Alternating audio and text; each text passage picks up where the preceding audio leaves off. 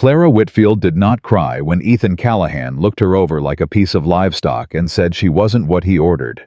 She had cried enough in Missouri to last 3 lifetimes. She picked up her suitcase, looked him dead in the eye and said, "Then watch what I can do before you decide what I'm worth." The whole platform went quiet. Women covered their mouths. Men looked away. And Ethan Callahan, who hadn't felt anything since his wife died, felt something crack open in his chest. He just didn't know what it was yet. If this story moves you, subscribe to this channel and follow along to the very end. Drop a comment and tell me what city you're watching from. I want to see how far this story travels. Now let's begin. The letter had taken 11 days to reach Hattie Mills in Jefferson City, Missouri, and another 6 days before Clara Whitfield read it, sitting at the edge of a stranger's kitchen table, with her coat still on, because the house she'd been boarding in didn't have enough wood to heat more than one room at a time. It wasn't a long letter. Men like Ethan Callahan didn't write long letters. He'd stated his terms the way a man states the terms of a cattle contract, clearly, without sentiment, without apology. Widower. 2 children, 8 and 6. Ranch in Harlan Creek, Montana Territory. Require a capable woman to manage the household and assist in raising the children. Must be educated. Must be in good health. Age preferred between 20 and 26. Respond to the agency if interested. Clara had read it twice. She was 32 years old. She had spent the better part of a decade nursing other people's sick relatives, teaching other people's children, their alphabet scrubbing other people's floors until her knuckles split in the cold. She had buried a mother, a father, and a baby brother in the space of 4 years.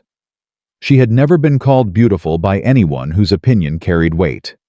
She wrote back the same night. She did not tell the agency her exact age. She told them she was experienced, capable, available immediately. 3 weeks later, she was on a westbound train with $62, a small leather suitcase, one good dress she'd taken in twice at the waist, and the quiet, stubborn belief that somewhere in this country there was a place where the word stay didn't sound like a punishment. Montana hit her like a wall of cold. The train pulled into Harlan Creek on a gray Tuesday morning in March of 1884, and Clara pressed her forehead against the window glass and looked at the town below the ridge, a scattering of buildings along a wide mud street, smoke lifting from stone chimneys, horses tied at rails outside a dry goods store, and a 2-story saloon. It looked like every other frontier town she'd seen described in newspapers, except smaller. More tired. Like a man who'd have been working since before sunrise and hadn't rested yet. She smoothed her hair, straightened her collar, picked up her suitcase, and walked off the train into the worst moment of her life. I was standing at the far end of the platform, and she recognized him from the description the agency had forwarded. Tall, dark-coated hat, pulled low. Jaw set like a man waiting for something he expected to disappoint him. He had broad shoulders and wore his grief the way some men wear a coat. They've had too long. It fit him too well, shaped itself to his body, and he'd stopped noticing the weight of it. There were other people on the platform. A station master. 2 women in good coats watching from near the depot wall. A young man loading freight who stopped working when Clara stepped down. Ethan Callahan looked at her. She watched his face go through several expressions in the space of 2 seconds. Anticipation, confusion, then something harder. Something that settled into the lines around his mouth like a decision already made. He walked toward her, stopped 3 feet away, looked her over from the top of her plain brown hat to the scuffed toes of her boots. His eyes came back to her face and stayed there, but not the way a man looks at a woman he's glad to see. "You're from the agency," he said. It wasn't a question. "I am," Clara said. "Clara Whitfield, from Jefferson City." He said nothing for a moment. Then he said, "The agency was supposed to send someone younger."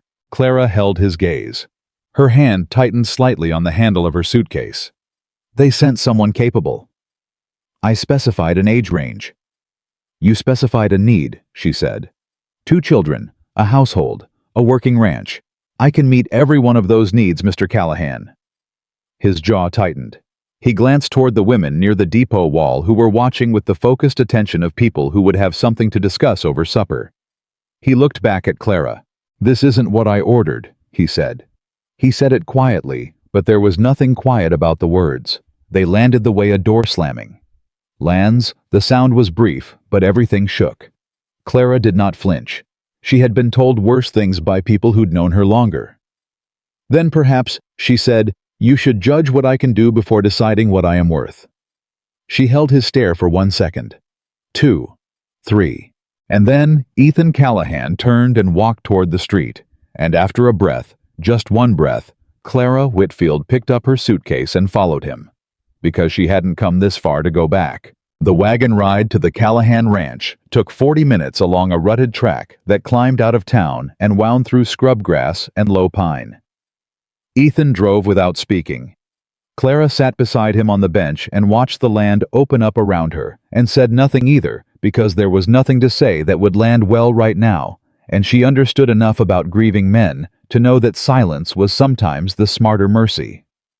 She used the time to notice things. His hands on the reins calloused, sure, steady, but the knuckles were scarred in a way that suggested more than just ranch work. A man who'd carried heavy things for a long time. The set of his shoulders rigid in a way that wasn't natural.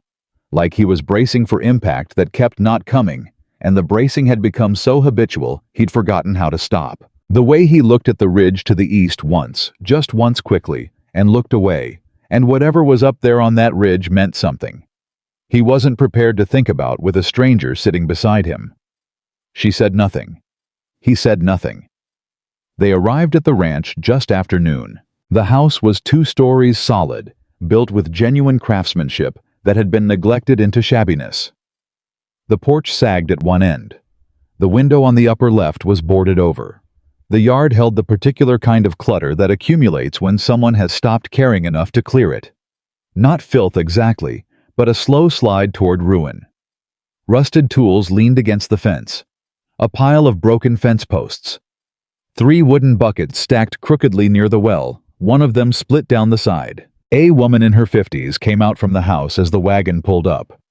Wide-set, sturdy graying hair, pinned back apron over a dark dress.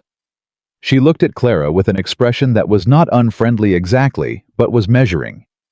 "This is Mrs. Harmon," Ethan said, climbing down from the wagon. "She's been managing the house since my wife passed. She'll be returning to town now that you're here." Mrs. Harmon looked at Clara. Something moved across her face, sympathy maybe, or recognition. "You'll want to come inside," she said. Clara climbed down herself because Ethan had already turned toward the barn. She followed Mrs. Harmon through the front door and stood in the entrance hall and let it land the full weight of the house around her. It was not dirty. Mrs. Harmon had kept it clean enough. But it was cold in a way that had nothing to do with temperature. The walls held no color. The curtains were drawn. The furniture sat in the arrangements of a different life, a life that had belonged to a different woman, and nobody had moved anything, or added anything, or changed anything, as if changing even one small thing might mean admitting that the woman who had arranged it was not coming back. "The children are at the neighbors," Mrs. Harmon said low. "I'll bring them home this afternoon. I should tell you." She paused, selected her words. "Noah is 8. He's been angry for 2 years. He bites quick and he holds a grudge. He's tested every woman who's set foot in this house." "How many have there been?" Clara asked. 3, before you." She folded her hands. "None of them lasted more than 2 weeks. Clara looked at the entrance hall, at the cold hearth at the far end of the sitting room, at the faded spot on the wall where something had hung and been taken down. "And Lily." Mrs. Harmon's expression shifted. "Lily's 6. She barely speaks, not since her mama died." She stopped, started again. "She used to sing, they tell me. All day long that child sang. She hasn't made a sound like that in almost 2 years." Clara set her suitcase down. "Thank you, Mrs. Harmon," she said. "I'll take it from here."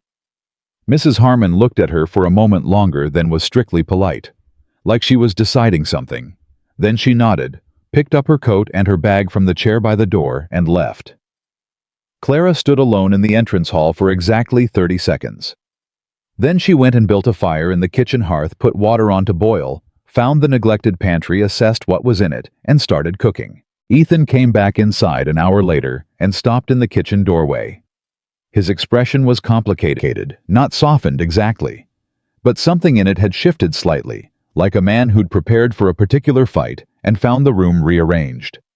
The kitchen was warm. The smell of something cooking moved through the house in a way it probably hadn't in months. "I didn't ask you to cook," he said. "No." Clara agreed, not looking up from the pot. "But your children will be home this afternoon, and children need a warm meal when they come in from the cold. I assumed you'd want the same." He was quiet for a moment. "Mrs. Harmon would have seen to supper."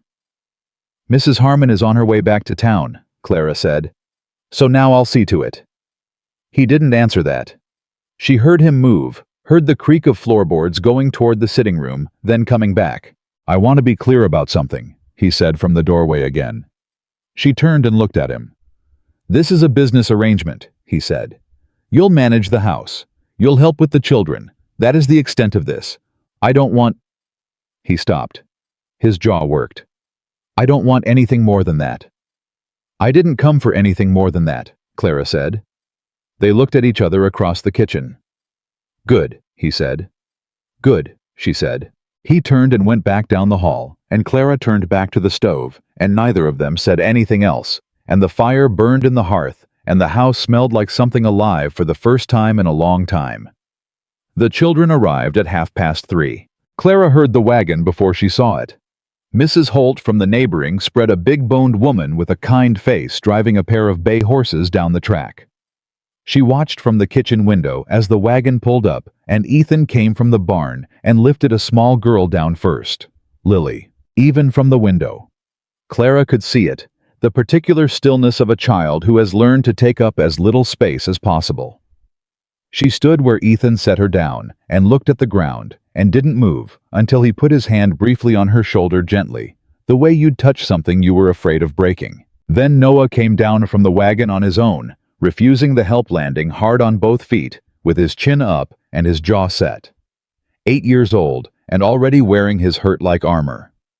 He looked at the house, looked at the barn, looked at his father, and then deliberately, with the precision of a child who understood exactly what he was doing, he looked directly at the kitchen window, at Clara. His face was his father's face, 15 years younger and 20 years angrier. Clara didn't move from the window. She looked back at him. After a moment, he looked away. She went to the front door and opened it before they reached the porch. "Hello?" she said. "I'm Clara. Are you hungry?" Lily said nothing.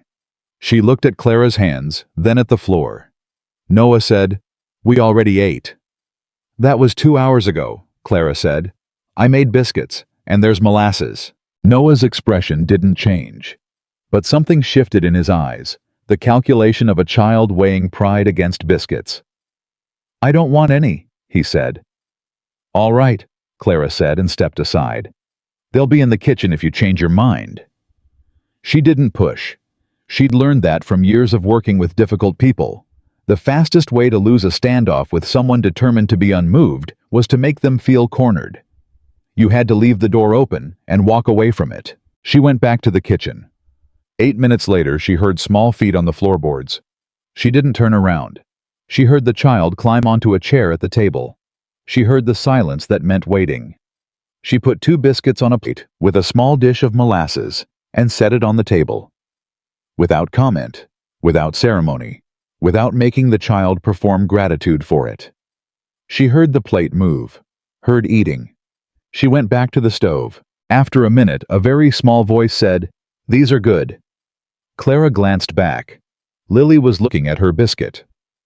"Thank you," Clara said. "Your mama's recipe box is on the second shelf in the pantry. I'll be asking you to teach me what she made best if you're willing." Lily's hands went still. She looked up at Clara, really looked for what was probably the first time. Clara looked back steady and unhurried. "I'm not trying to be your mama," Clara said quietly. "I know I can't be that. I just don't want to cook things she never would have made." Lily looked back down at her plate. She picked up her biscuit and kept eating. And Clara turned back to the stove and let the silence be what it was, not empty, not uncomfortable, but the particular silence of 2 people deciding slowly and carefully whether the other one was safe. Noah never came to the kitchen that evening. But when Clara walked past the sitting room after supper, she saw that someone had put a small piece of kindling on the fire that was burning low, and the only person who'd been in that room was Noah.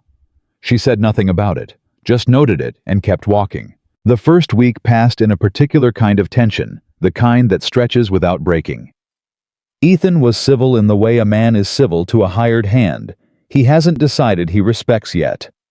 He was at the table for meals, said little ate what was put in front of him, and excused himself quickly afterward. He directed his conversation almost entirely to the children, or to the ranch hand, a wiry older man named Clem, who had been with the Callahans for 12 years, and who regarded Clara with the neutral wariness of a man who had seen people come and go and had learned not to invest too soon. Noah tested her every day. He left mud on the floors she'd just washed. He fed his supper to the dog when he thought she wasn't watching. He came in late and wet from the rain on purpose, and then shrugged when she asked why he hadn't come when she called. He asked her pointed questions designed to embarrass whether she'd ever been married, whether she had children of her own, whether she'd been turned down by other men before she came here. Clara answered everything directly without shame and without venom. No, I've never been married. No, I haven't got children of my own. I imagine I've been turned down by several people for several things over the years. That's just life. He watched her with calculating eyes, waiting for the thing that would reveal her. On the 5th day, he said, the last woman they sent stayed for 9 days. Before that, 2 weeks. Before that, 11 days. None of them stayed. Why do you think you're different? Clara set down the mending she was working on and looked at him. I don't know that I am, she said. He blinked. He'd expected argument. What I know, she continued, is that I didn't come this far to turn around. What I know is that this house needs someone who'll stay. What I know is that whether or not I'm different isn't a thing I can prove with words. She picked up the mending again. So I'm not going to prove it with words, she said. I'm just going to stay. And we'll see. Noah stared at her for a long time. Then he went upstairs. He didn't bother with the mud the next morning. Lily was the slower thaw, but the deeper one. Clara found the recipe box on the second shelf in the pantry, exactly where she'd said it would be. It was a wooden box with a small brass latch, and the cards inside were written in a hand that was careful and unpracticed. A woman who had taught herself to write as an adult, or close to it. The handwriting was round and deliberate, and in some places the ink had smudged where a hand had rested on the wet letters. Clara brought the box to Lily on the 4th afternoon. Lily took it into her lap, opened it, touched the cards inside with 2 fingers very lightly, the way you touch something you're not sure you're allowed to touch. Will you show me which one she made most often? Clara asked. Lily pulled out a card, handed it over without looking up. It was a recipe for apple cake with brown sugar. The card was soft with handling worn at the edges. Someone had made this many times. All right, Clara said. Would you like to help me make it? Lily said nothing, but she got up from the chair and followed Clara to the kitchen. They made the apple cake without speaking, except when Clara asked which jar held the cinnamon, and Lily pointed to the 3rd shelf. They stood side by side at the work table, and Lily's hands moved when she knew what came next. Reaching for the butter passing the wooden spoon, and Clara let her lead without drawing attention to it, because this child knew this kitchen in her bones, and it would do nobody any good to pretend otherwise. When the cake came out of the oven, and Clara set it on the table to cool, Lily stood looking at it. Then she said very quietly, She made this every Sunday. It smells like she got it exactly right, Clara said. Lily didn't answer, but she sat down at the table and waited for it to cool. And when Clara cut 2 pieces and sat across from her, Lily ate the whole piece without being coaxed. She was still quiet, but she was present in a way she hadn't been before. Ethan noticed. Clara knew he noticed because she caught him standing in the hall doorway one evening when Lily was sitting near Clara at the kitchen table not talking, just closed the way a child sits near warmth. He stood there long enough that Clara was aware of him, and then he was gone before she could turn, and she heard his boots on the stairs and the quiet of the upstairs hall. He noticed. He just didn't know what to do with what he noticed. That was all right. Clara hadn't come expecting anything from him. She'd come for the work, and the work was what was in front of her. But 2 weeks in, Something happened that changed the shape of everything. It started on a Thursday afternoon. Clara was in the side yard hanging wash when she heard a sound that stopped her cold. Not a cry, not a scream, but a sound with no good explanation, the kind of thud and then silence that the body understands before the mind does. She was running before she knew she was running. Around the corner of the barn past the fence. The ladder from the hayloft was on the ground, and Lily was on the ground beside it, not moving. Lily. Clara dropped beside her. Her hands went to the child's face, her neck, her wrists. Lily, talk to me. Nothing. Lily. She pressed her ear to the child's chest, heard the heart beating. Thank God, and put her hand flat on the small rib cage and felt it rise. Clara. It was Clem coming from the far corral. I heard a... He stopped when he saw. Get Mr. Callahan, Clara said. Her voice was flat and controlled, and she was already looking at the child, checking head neck, the way the limbs were lying, searching for wrongness. Right now. Clem ran. Lily's eyes fluttered open. They were glassy, confused. She tried to move. No. Clara's hand went firm on her shoulder. Stay still, sweetheart. Don't move until we know you're not hurt. The child's voice was barely a breath. I wanted to see the cat. She had her kittens up there. I know, Clara said. I know. You can see them later. Stay still for me. Ethan arrived at a run that broke into a stumble when he saw his daughter on the ground. The sound that came out of him was not a word. He was beside her in 2 strides, and Clara moved back enough to give him room, but not enough to leave. She fell from the hayloft ladder. Clara told him steady. Her heart is beating. She's breathing. Her eyes are responsive. She tried to move and I stopped her. We need to check for broken bones before she sits up. Ethan's hands were on his daughter's face, his throat working. Lily. Lily baby. Papa. Her voice was small but clear. He pulled in a breath that shook. Can I move my legs? Lily asked. Clara looked at her. Try moving just your toes first. Just your toes. Lily's face went concentrated. They're moving. Good. Now the fingers. Both hands. Fingers moved. Clara worked through it carefully, methodically. Every piece of knowledge she'd gathered in years of frontier medicine, where the nearest doctor was often 3 days' ride. By the time she was satisfied, she had determined that Lily had nothing broken. A bruised hip, bruised ribs on the left side, that would be sore for a week, a goose egg rising at the back of her head. Lucky. Impossibly lucky from that height. She said as much to Ethan calmly. I didn't look calm. He looked like a man standing on the edge of something he'd already almost fallen off of once before. Can I lift her? He asked. Slowly, Clara said. Support her head. He lifted his daughter with a gentleness that was almost unbearable to look at, the gentleness of a man who had learned not to show it everywhere else and could only give it to this one small person without defense. He carried her to the house. Clara followed and went ahead of him up the stairs to pull back the covers on Lily's bed to bring water to find the cloth she would need to get everything ready before he arrived with the child in his arms. She worked efficiently and quietly, and Ethan watched her from across the small bedroom, his daughter settled against the pillow, watching Clara's hands. You knew what to do, he said. It wasn't quite an accusation, and it wasn't quite a compliment. It was the observation of a man recalibrating. I've tended sick and hurt people for most of my adult life, Clara said, wringing the cloth. Families on the frontier don't always have a doctor within reach. You learn what you can. He was quiet.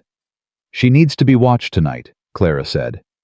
The knock on her head, she shouldn't sleep too deep for the first few hours. Someone needs to check on her every hour. I'll do it, he said. I'll take the second half of the night, Clara said. You won't be any good to this ranch on no sleep. He looked at her. She looked back at him, the same direct way she'd looked at him on the platform, not challenging him, not soft-pedaling, just present, just honest. Something moved through his expression that he didn't entirely succeed in hiding. All right, he said. That was the first time Ethan Callahan agreed to anything Clara Whitfield suggested. It wouldn't be the last. She sat with Lily through the small hours of the morning in the chair pulled up to the bedside, speaking quietly when the child stirred. At some point around 2 in the morning, Lily opened her eyes fully and looked at Clara in the lamplight. "You stayed," she said. "I told you I would," Clara said. Lily looked at her for a long moment. Her eyes were more awake than they'd been all evening, and there was something in them, some careful, watchful thing that was older than 6 years had any right to be. "Mrs. Harmon used to say things too," Lily said, "before she went back to town." "I know. The others said things too." "I know that too." Lily looked at the ceiling. "But then they left." "Yes. So why should I believe you?" Clara was quiet for a moment. The lamp flickered. Outside, the wind moved through the grass on the ridge. "I don't know that you should," Clara said. "Not yet. I think trust is something you earn over time, and I haven't earned much of yours yet. That's fair. All I can tell you is that right now tonight I'm here, and I'm not going anywhere." Lily was quiet. "Okay," she said finally. "Just that. Just okay." She closed her eyes again, and Clara sat with her, and the house was quiet around them, and somewhere down the hall, Ethan Callahan lay in his bed and listened to the silence and thought about a woman he had told in front of the whole town that she was the wrong one. He thought about how she had looked at him when he said it. I thought about her with his daughter tonight, the steadiness of her, the knowledge in her hands, the way she'd spoken to Lily, like the child was a full person, deserving of explanation and honesty. He thought about what it felt like to not be alone in the worst moments. He had forgotten what that felt like. He lay there for a long time in the dark, and for the first time in nearly 2 years, something in his chest that had been locked down and set in iron began not to open, not yet, nothing so large as that, but to shift. Just barely. Just enough. To know that something was still alive in there. That was all. That was enough for now. The morning after Lily's fall, Ethan came downstairs before dawn. Clara was already in the kitchen. She had coffee on the stove and biscuits in the oven, and she was standing at the window with a cup in both hands, looking out at the dark ridge to the east. She heard him on the stairs, that particular heavy tread, the slight pause on the third step from the bottom that always creaked, and she poured a second cup and set it on the table without turning around. He came in, stopped, looked at the cup, sat down. I didn't say good morning. She didn't say it either. Some mornings didn't call for it, and both of them seemed to understand that. He wrapped his hands around the cup and stared at it. "She's still sleeping?" he finally asked. "I checked her an hour ago. Sleeping fine. Color's good." Clara turned from the window. "The bruising on her ribs will hurt for a few days. She shouldn't climb anything until the headache passes." He nodded. His jaw worked once, like he was chewing on something he wasn't sure he wanted to swallow. "She talked last night," he said. "More than she's talked in months." Clara said nothing. "She asked me if you were going to be there in the morning." He paused. "I didn't know what to tell her." "You could have told her yes," Clara said, "because I was going to be." He looked up at her then. Really looked the way he hadn't let himself look since the platform in town. "I misjudged you," he said. The words came out flat and plain, the way honest things sometimes do, no decoration, no softening. Just the fact of it laid on the table between them, like a card he'd been holding too long. Clara sat down across from him. "You did," she said, "but you weren't the first, and I reckon you won't be the last." "That doesn't make it right." "No," she agreed. "It doesn't." They sat with that for a moment. "I'm not—" He stopped. Started again. "I'm not good at this. At people. At—" He moved his hand in a way that meant everything and nothing. "My wife was the one who knew how to talk to people. I just knew how to work." "Working is something," Clara said. "It ain't enough," he said. "Not for raising children. I know that. I've known it for 2 years, and I don't know what to do about it." The oven popped. Clara got up and pulled the biscuits out and set them on the rack, and when she came back to the table, she didn't sit down. She stood with her hands flat on the table and looked at him directly. "I'm not here to replace your wife," she said. "I want to be clear about that, same as I was with Lily. I'm not her. I'm not trying to be her. But I can be here. I can be present and steady, and I can do the work that needs doing in this house and with those children. That's what I came for.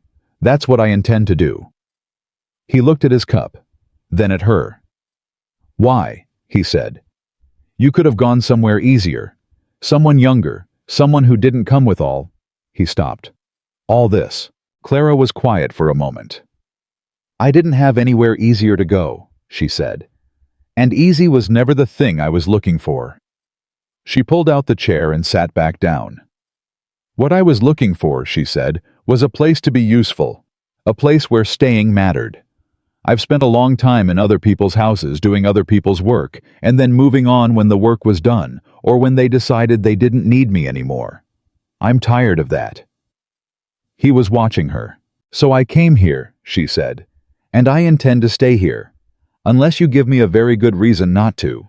Something moved through his face, not quite a smile, but the lines around his mouth eased just slightly, and for a moment she could see what he'd looked like before grief had settled permanently into his features. "I already gave you a good reason," he said. "First thing I said to you." "You did," she said, "and I'm still here." He looked at his hands. Then he picked up his coffee and drank it. Neither of them said anything else, but the silence was different than it had been the day before. It was the silence of two people who have said the important things and are resting on the other side of them. Noah came downstairs at 7 with his suspenders half-fastened and his hair uncombed and stopped dead in the kitchen doorway when he found both Clara and his father at the table. He looked between them with the sharp, suspicious eyes of a child who had learned to read rooms. "What happened?" he said. "Your sister fell from the hayloft ladder yesterday," Ethan said. "She's all right, still sleeping." Noah's face went white underneath the tan. "She fell. She's fine," Clara said. "Bruised. She'll be sore, but she's fine." He looked at his father and at Clara, then back at his father. "Why didn't anyone tell me?" "You were asleep," Ethan said. "There was nothing for you to do." "She's my sister." His voice cracked on it, that particular crack of a boy who is almost old enough to hide his feelings and not quite there yet. "I should have known," Clara said. "You're right. We should have woken you. I'm sorry." He blinked. He'd clearly been ready for an argument and didn't know what to do now that it hadn't come. "Can I go see her?" he asked. "Let her sleep another hour," Clara said. "Then yes, and take her up a biscuit when you go. She'll be hungry when she wakes." He looked at the biscuits on the rack. He was still trying to be difficult about things, but there was a particular expression on his face, the expression of a boy whose armor has developed a crack and who isn't sure what to do about it. "Fine," he said. He sat down at the table. He didn't say anything else, but he was present in a way he hadn't been at any meal since Clara had arrived, not looking for exits, not calculating his next act of defiance. Just sitting there, his face pale with the relief of learning his sister was all right, and it made him look exactly his age for the first time. Clara put a plate in front of him. He ate without a word. Ethan watched his son from across the table, and something in his expression was complicated pride maybe, and sorrow, and the particular helplessness of a parent watching a child carry more weight than a child should carry, and not knowing how to take it from him. Clara saw it. She said nothing, but she filed it away. The week that followed changed the texture of life on the Callahan ranch in ways that were hard to name, but impossible to miss. Lily healed slowly, and then quickly, the way children do. And by the fourth day, she was following Clara around the kitchen with proprietary interest, pointing out where things belonged, and correcting Clara's placement of the flour tin with the authority of a 6-year-old who has decided someone is finally worth instructing. "Mama kept it on the left shelf," Lily said. "Then that's where it goes," Clara said, and moved it. Lily watched her do it. Then she said, "You can braid hair." "I can." "Mama used to braid my hair every morning." She said it simply, without the weight you might expect, the way children sometimes state the most enormous facts as though they're ordinary. "With the blue ribbon." "Do you know where the ribbon is?" Lily's face scrunched. "In the upstairs drawer, the small one." "Go get it," Clara said. "And bring your brush." Lily went. She came back in 3 minutes with a faded blue ribbon and a hairbrush that still had some of her mother's hair caught in the bristles. She handed both to Clara without looking at the brush, but Clara saw that she knew what was there. She'd made a decision about it. Clara sat on the kitchen stool, and Lily stood in front of her, and Clara brushed her hair with long, slow strokes, working from the ends, up the way you do with a child's hair, and Lily stood very still. "Is it like hers?" Lily asked. "Tell me how she did it, and I'll try to match it." Lily described it haltingly, in the way of someone accessing a memory they've been protecting, the way you breathe around a bruise. 3 sections. The left over the middle, then the right, then the left again, keeping the outside sections equal. Clara followed it exactly. When she tied the blue ribbon, she said, "Look in the glass and tell me if I've got it right." Lily went to the small mirror in the hallway. She stood there for a moment without moving. Then she turned around, and her face held something Clara hadn't seen on it before. Not happiness exactly. Something quieter and harder to come by than happiness. Recognition. "It's right," Lily said. Clara nodded. "Good. Then that's how we'll do it." From the hallway, Noah watched. He'd been lurking near the doorway in the way of older siblings who want to see something without being caught wanting it. Clara caught the edge of his shadow on the floor, but didn't turn around. She heard him move away. Later that afternoon, she found him in the barn. He was supposed to be checking the water troughs, but he was sitting on a hay bale with a stick in his hand, drawing lines in the dirt floor. He looked up when she came in, ready to be caught at something. "I'm done with the troughs," he said preemptively. "I know," Clara said. "I could see from the house." She sat down on the bale across from him.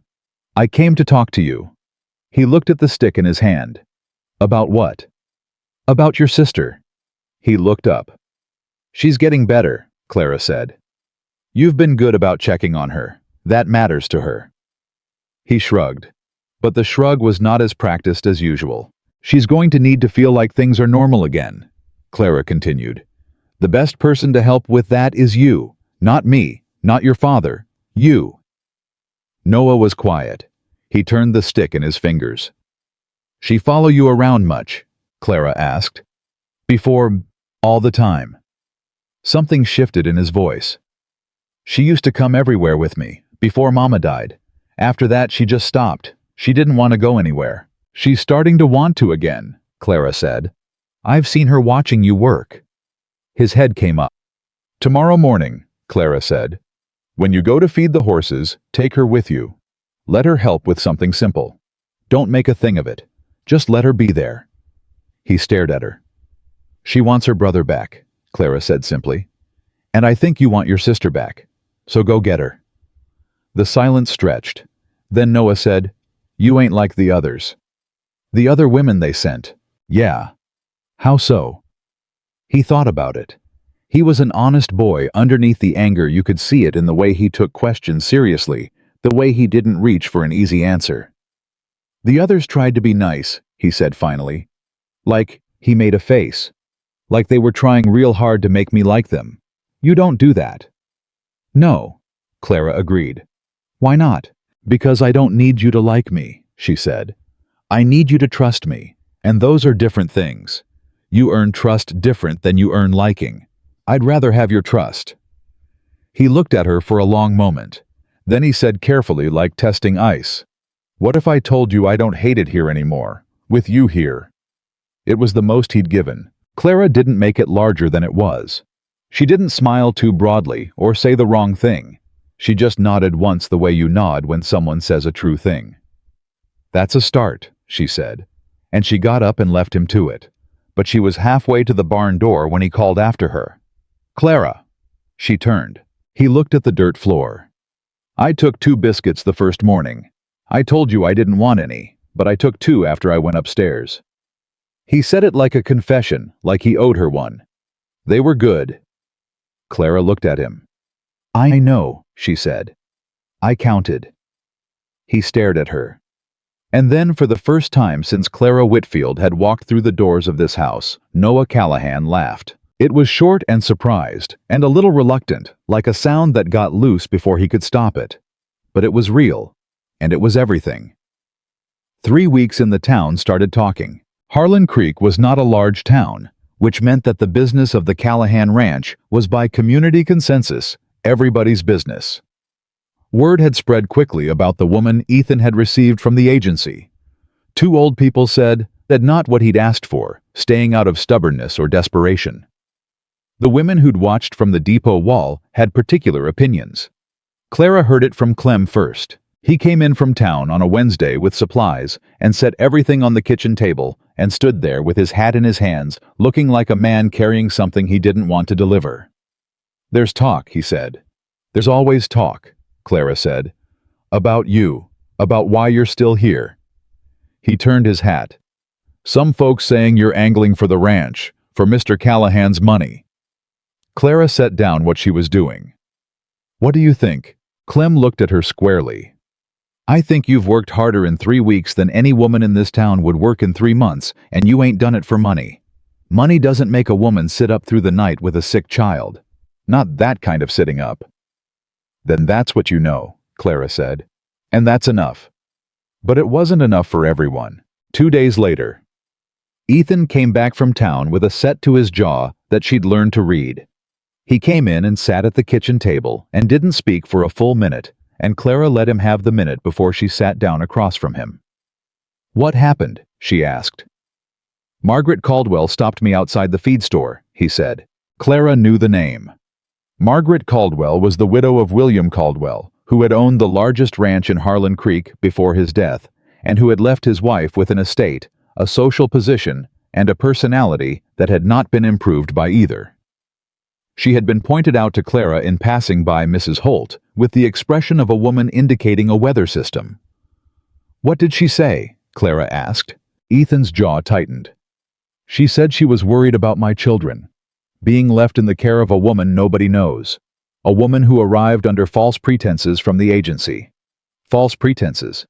"She said you misrepresented your age." Clara was quiet for a moment. She had known this would come eventually. "I didn't state my age directly," she said. "I stated my qualifications. That was the truth." "I know that." He looked at her. "I'm not accusing you of anything. What is Mrs. Caldwell accusing me of?" He was silent. "Ethan." She used his name for the first time. She watched him register it. "What is she saying?" He pushed back from the table, stood, went to the window and stood with his back to her. "She says a respectable woman doesn't travel hundreds of miles to marry a man she's never met unless she wants something he has," he said. "She says you knew I was a man of some means and you saw an opportunity." Clara absorbed that. "And what do you think?" she asked. He turned around. "I think," he said slowly, "that Margaret Caldwell has never worked a day in her life and wouldn't know a working woman if one stood in front of her on a train platform." He stopped. His expression was complicated. "I think I was the one who made assumptions on that train platform, and I think I've been trying to make up for it ever since without actually saying so." Clara looked at him. "You said so this morning. I said I misjudged you." "That's the same thing." "No," he said. "It's not." He came back to the table. He didn't sit. He stood with his hands on the back of the chair looking at her, and there was something in his face she hadn't seen there before. Something effortful and open like a door that was being pushed against its weight. "I wasn't just wrong about what you could do," he said. "I was wrong about who you are. I looked at you on that platform and I decided you weren't worth what I'd been hoping for. And I said it out loud in front of people so everyone could hear. That wasn't misjudging. That was—" He stopped. "That was cruelty. And I'm sorry for it." The kitchen was very quiet. Clara looked at him for a long moment. The afternoon light came through the window, and the fire burned low in the hearth, and somewhere above them, one of the children moved across a floorboard. "Thank you," she said, "for that." He nodded once. "I'll handle Margaret Caldwell," he said. "You don't need to fight my battles," Clara said. "This one's mine as much as yours," he said. "What she's saying reflects on this household. On the children. I won't have that." Clara didn't argue, but she looked at him after he left the kitchen and stood there for a moment in the quiet, and something in her chest did a thing she hadn't let it do in a very long time. It hoped. Just a little. Just the barest beginning of it. The way a fire starts, not with a blaze, but with a single ember catching in the cold. She turned back to the stove. She had supper to make. She made it. But the ember stayed lit. The confrontation with Margaret Caldwell happened 4 days later, and it didn't happen in town. It happened at the Callahan ranch. Clara was in the yard when the buggy came up the track. A fine buggy, black lacquered with a driver in a good coat. Margaret Caldwell descended from it like a woman accustomed to descending from things while people watched. She was handsome, in the way of a woman who had always been handsome, and had never had to think much about it. Tall, well-dressed, silver-haired, with the carriage of someone who has been the most important person in the room for so long that the posture had become involuntary. She looked at Clara. Clara looked back at her. "Mrs. Caldwell," Clara said, "is there something I can help you with?" "I came to speak with Mr. Callahan." Her gaze moved over Clara with the efficiency of a woman tallying inventory. "Privately." "He's in the barn," Clara said. "I'll let him know you're here." She went to the barn. She found Ethan and told him quietly, and watched the muscle in his jaw tighten. "Stay close," he said. "This doesn't need to be a fight," Clara said. "It's already a fight," he said. "She's just the only one who started it." He went out to the yard. Clara followed because he'd asked her to, and because she was not a woman who hid from conversations about herself. Margaret Caldwell smiled at Ethan with the warmth of a woman who had been practicing warmth for decades and had it smooth as riverstone. "Ethan," she said, "it's been too long. I came because I've been concerned. About you. About the children." "Have you?" he said. "You know I was a great admirer of your wife." She spoke as though Clara wasn't there. "Eleanor was a dear friend, and her children mean a great deal to me. When I heard you'd taken in—" a small pause, precise. "An arrangement of this kind, I felt I had to come personally." "Clara is not an arrangement," Ethan said. "Of course." The smile did not waver. "But surely you can understand my concern. A woman who misrepresented herself to the agency who traveled under well. Questions have been raised." "By who?" Ethan said. "By the community," Margaret said. "By people who care about your family." "Name one." The smile flickered, just for a second. Then she turned to Clara, and the smile dropped entirely, and what was underneath it was not unkind exactly, but it was honest in the way only condescension can be. "You seem like a capable woman," she said. "But you must understand Ethan Callahan is a man of standing in this community. His wife was beloved. His children are known. What you are, what you represent, doesn't fit the picture of what this family needs." Clara looked at her.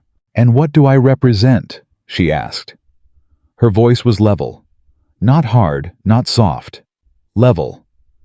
"A woman of no particular standing, no family connections in this territory, past the age when—" Margaret stopped, adjusted.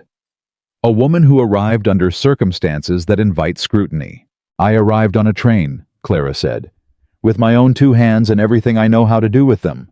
I don't have family connections here. You're right about that. I don't have standing.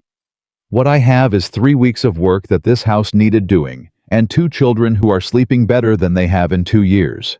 She paused. "Would you like to argue with the children about it? Or just with me?" Something moved through Margaret Caldwell's face that she controlled quickly and well. "I don't argue with servants," she said. And that was the moment. Because Ethan Callahan, who had been standing slightly behind and to the left, stepped forward. 1 step. Just 1. But it put him beside Clara, not behind her, and the geometry of the thing shifted in a way everyone in the yard understood. "She's not a servant," he said. "She's the woman who sat beside my daughter through the night when she was hurt. She's the woman who brought warmth back into this house and patience back into my son, and—" He stopped.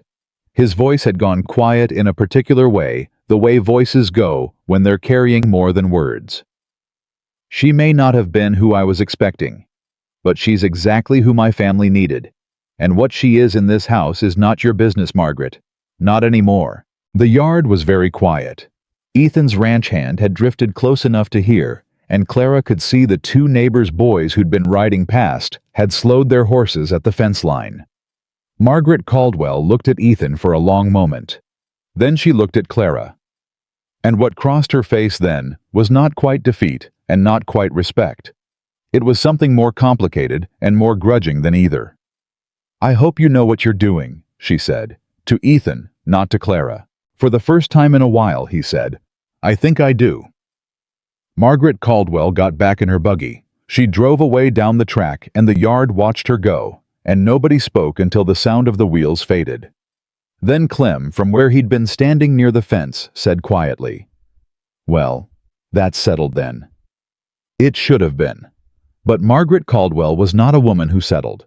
She was a woman who recalculated. And by the following week, things had started going wrong. First, it was the supplies. Ethan had arranged delivery of lumber and feed through the general store, a standing order he'd held for 3 years. The delivery didn't come. When Clem rode into town to check the storekeeper, a man named Pratt, who had worked that counter for a decade and had always been reliable, told him the order had been canceled. "Canceled by who?" Clem said. Pratt looked at the counter. "There was some question about the account," he said. "I'm sure it'll get sorted." It didn't get sorted. 2 days later, one of the Callahan cattle turned up dead in the far pasture, and there was no explanation any of them could find. Not illness, not predator marks, just dead in the way of something that went quickly. Then, one of the other ranchers in the valley, a man named Gruber, who had been on good terms with Ethan for years, stopped him in town and wouldn't meet his eyes. "Got some business considerations changing up," Gruber said. "Might have to pull back from the co-op arrangement." "What business considerations?" Ethan said. Gruber looked somewhere to the left of Ethan's ear. "Just considerations," he said. "I'm sure you understand." Ethan rode home and came in and stood in the kitchen, and Clara looked at him and knew immediately that something had changed. "Tell me," she said. He told her. She listened without interrupting, and when he was done, she was quiet for a moment. "Margaret Caldwell," she said. "She's the only person in this valley with the connections to pull supply chains and turn neighbors quiet inside a week. Can you prove it?" "Not yet." Clara looked at her hands on the table. She thought about it carefully, the way she thought about everything, steadily, without panic, looking for the shape of it. "She's not coming after you," she said. He looked at her. "She's coming after me," Clara said. "She wants you to send me away. She thinks if the ranch starts failing, you'll decide I'm not worth the cost." She met his eyes. "She's trying to make me the problem." The muscle in Ethan's jaw worked. "Are you telling me to send you away?" he said. "I'm telling you what she's doing," Clara said. "I'm not telling you anything about what you should do." He was quiet for a long time. Then he said, "I'm not sending you away." Clara held his gaze. "Then we need to figure out what's actually going on," she said.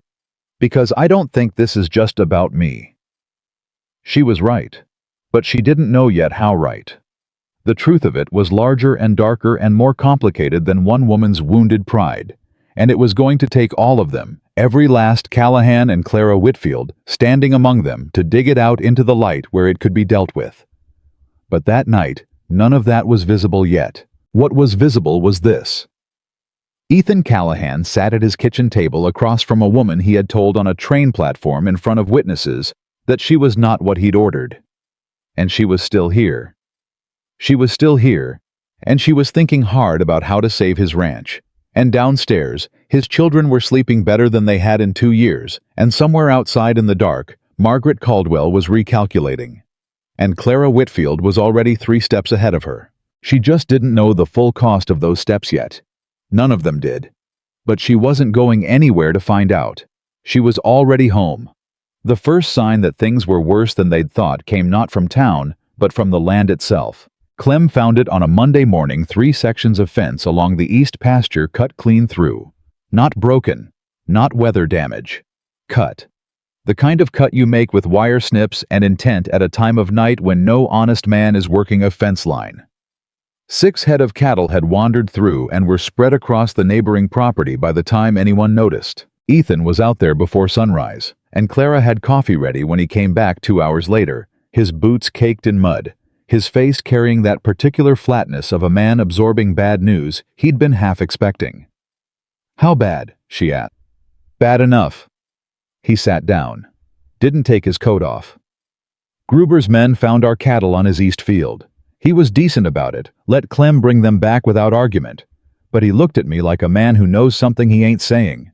Clara set the coffee in front of him. The fence was cut. Clean through, 3 separate sections. He looked at his hands. That's not mischief. That's a message. From who? He looked up at her. They both already knew the answer. But saying it meant committing to it, and committing to it meant doing something about it, and doing something about it had consequences. Neither of them had fully mapped yet. Margaret Caldwell doesn't do her own dirty work, Clara said. Who does she use? Ethan was quiet for a moment. Her late husband had a man, Royce Hardin, handled things that needed handling quietly. After William Caldwell died, Hardin stayed on. His jaw tightened. Nobody's ever been able to prove anything about anything Royce Hardin has ever done. Has he done things that needed proving? 3 ranchers in this valley sold out in the last 5 years, Ethan said. All 3 of them had trouble in the months before they sold. Supply problems, livestock, neighbor disputes that came out of nowhere. He paused. All 3 sold to Margaret Caldwell at prices below what the land was worth. Clara sat down slowly. She looked at him. She's been doing this before. I think so. I couldn't prove it before because I wasn't looking. I had no reason to look. He met her eyes. Now I do. How much trouble can she make before it cost you the ranch? He thought about it honestly. 2 bad seasons back to back already. If we lose significant cattle, if the supply lines stay shut, if I can't get the lumber for the barn repairs before winter. He stopped. Maybe 3 months. Maybe 4. Clara absorbed that. She kept her face steady, because panic was a luxury, and this was not the moment for it. Then we have 3 months to stop her, she said. Clara. Ethan. She said his name the way she'd learned to say it level direct with just enough weight to make him stop and listen. I'm not leaving. We've already established that. So the only question is, what we do next. And sitting here measuring how bad it can get doesn't help either of us. He looked at her for a long moment. Something passed through his face, not quite admiration, not yet, but the predecessor of it.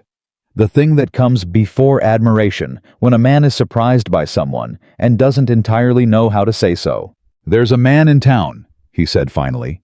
Retired circuit judge, Harlan Beckett. He knows things about the law in this territory that nobody else does, and he's got no love for the Caldwell name. William Caldwell cheated him on a land deal 20 years ago, and Beckett has a memory like a steel trap. He paused. I've been avoiding going to him because going to him means this becomes official.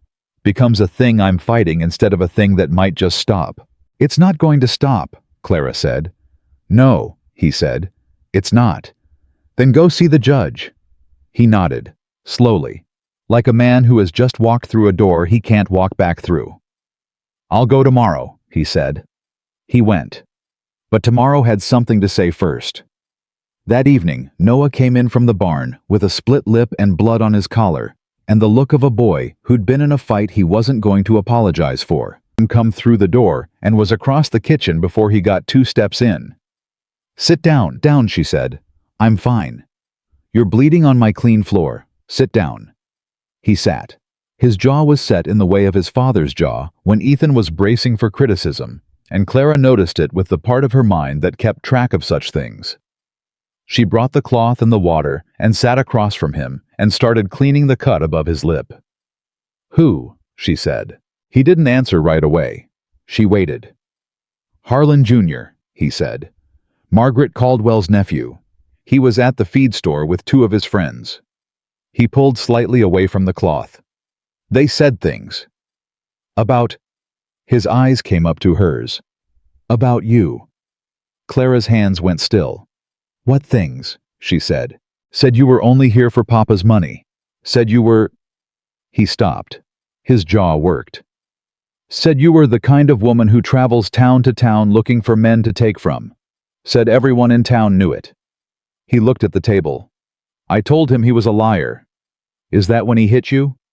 That's when I hit him, Noah said. He hit me after. Clara looked at him.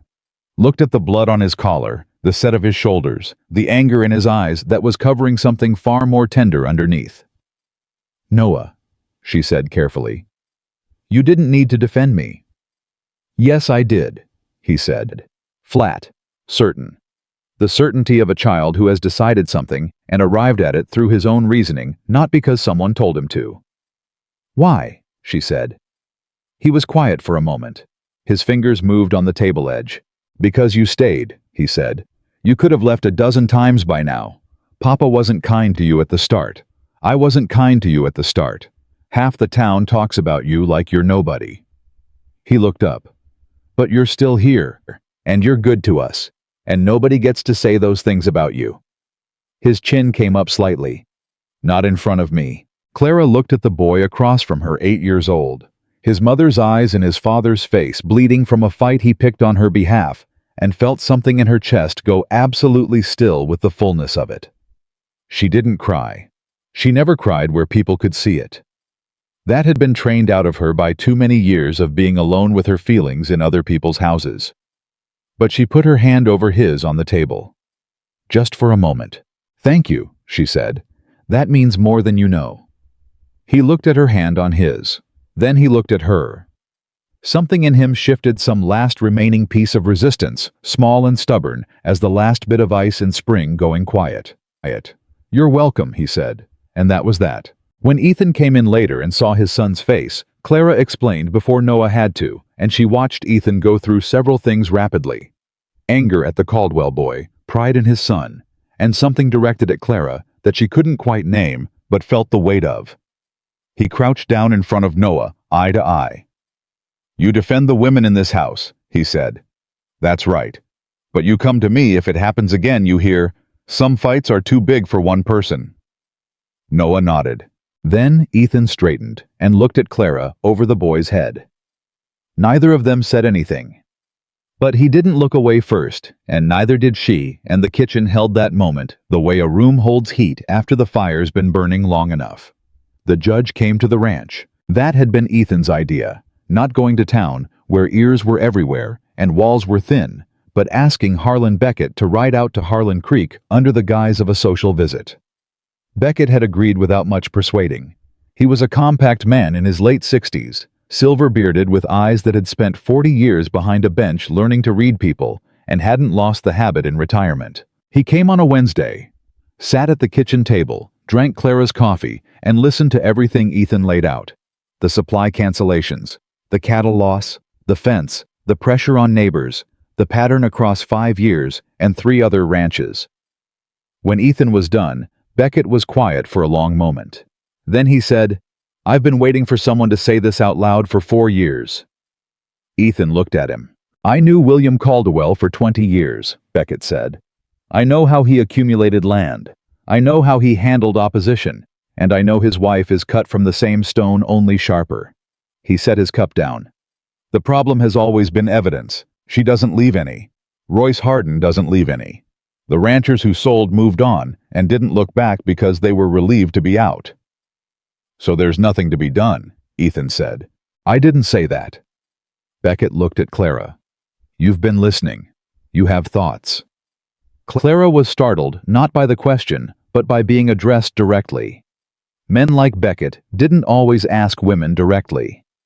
She considered for a moment.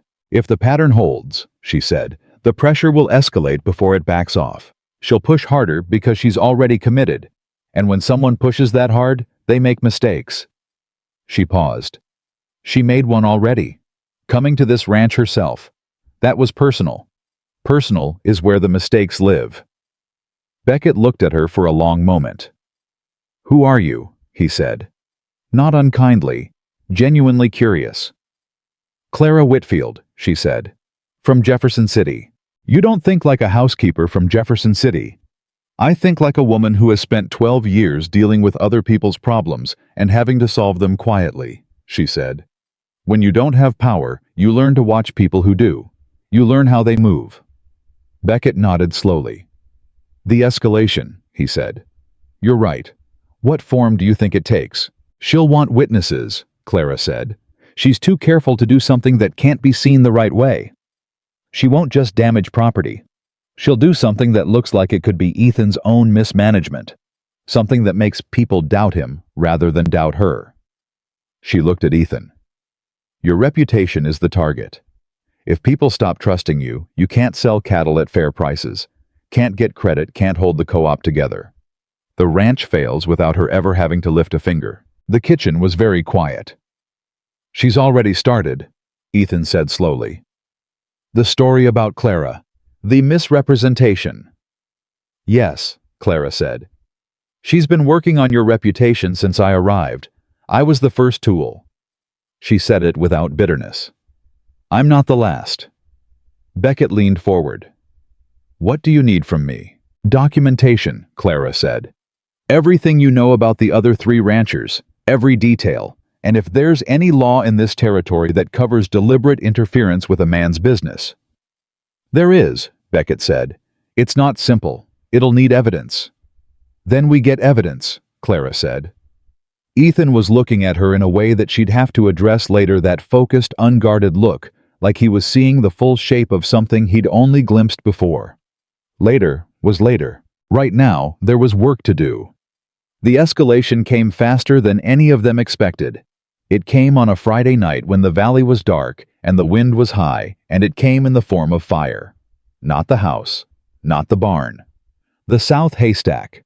The winter supply, and whoever had set it had timed it right, because by the time Clem smelled the smoke and came running, it had taken hold with the kind of commitment that fire has when it's been helped along. Everyone came. Ethan and Clem and Noah, who was out of bed and outside before anyone told him to be filling buckets and hauling water with the grim efficiency of a boy who knew that the hay burning was the winter's feed burning, was the cattle surviving winter, or not surviving, was everything. Clara was beside him. She worked through it without drama, without tears, without stopping. She hauled water until her arms screamed and her dress was soaked and her hands were blistered from the bucket handle, and she didn't stop because stopping was not a thing she was capable of when there was still something left to do. They saved the north stack. The south was gone. When it was over, they stood and looked at what was left. The sky was lightening at the edge with the first gray of early morning. Ethan stood a few feet away from Clara, his face black with smoke and tight with what he was feeling. He looked at her, at the state of her. Clara, he said. She looked at her hands. Really felt them now that the work was done. The blisters were bad. I'm all right, she said. You're not. He came to her, took her hands in his, turned them palm up and looked at the blisters with an expression that had nothing polite or restrained about it. Just a man looking at something that hurt him to look at. You didn't have to come out here, he said. His voice was low. This wasn't your job. This is my home, she said. He looked up from her hands. She looked back at him. This is my home, she said again, quietly, simply. The way you state the things that are most true, without decoration, without asking for permission. His hands were still around hers. He didn't let go. Ethan. Clem's voice came from a few yards off, and both of them looked up. Clem was standing holding something, a piece of metal blackened at the edges. A tin, or what was left of one. Found this near the base, where it started. Ethan took it, looked at it. Clara looked over his arm. Lamp oil, she said quietly. Yes, Clem said. The 3 of them stood there in the gray early morning, with the evidence of it in Ethan's hands, and what they were all thinking was the same thing. This was no accident. This was not careless. This was deliberate and targeted, and it had happened while his children were sleeping in the house 40 feet away. Noah was standing behind Clara. He'd heard. Papa, he said. His voice was tight in a way that Clara recognized the voice of a boy trying very hard to be a man about something that deserved to be frightened of. Ethan turned to his son, and he did something Clara hadn't seen him do yet, not in all the weeks she'd been watching. He pulled his son against him, both arms around the boy's shoulders, and held him there. Noah went rigid for exactly 2 seconds. Then his hands came up, and he held on, and he was 8 years old, and his father was holding him, and the south haystack was ash, and all of it was real, and none of it was a thing a child should have to know about. Clara turned away to give them that. She turned away and looked at the sky lightening in the east, and felt something large and quiet happening inside her.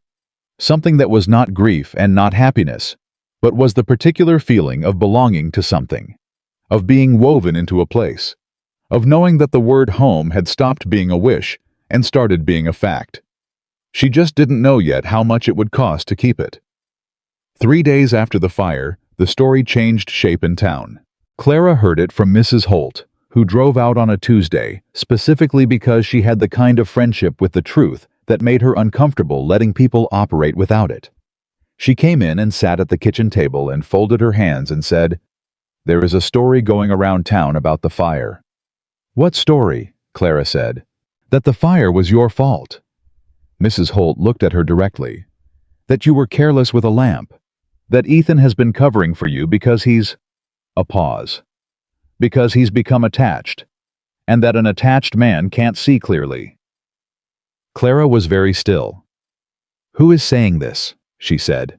"It doesn't matter who's saying it," Mrs. Holt said. "What matters is that people are listening, because people already had questions about you, and now they have a story that fits the questions, and people like a story that fits." She paused. "I know it isn't true. I want you to know that I know." "Thank you," Clara said. "But knowing and it mattering are different things." "Yes," Mrs. Holt said. "They are." After she left, Clara sat for a long time at the kitchen table. Lily came and sat beside her without being asked the way Lily did, now close and quiet with the particular radar of a child who had learned to track adult distress from a long way off. "Is something wrong?" Lily asked. "Some people in town are saying untrue things," Clara said. Lily absorbed that. "About you. About me." Lily picked up Clara's hand and held it in both of hers, the way you hold something you're being careful with. Her hands were very small. "Noah says people who say untrue things are cowards," she said. "Noah's right about that," Clara said. "Are you scared?" Clara looked at the child beside her, at those serious eyes that deliberate grip. "A little," she said. Honest because Lily deserved honest, but not enough to leave. Lily nodded. Like that settled it.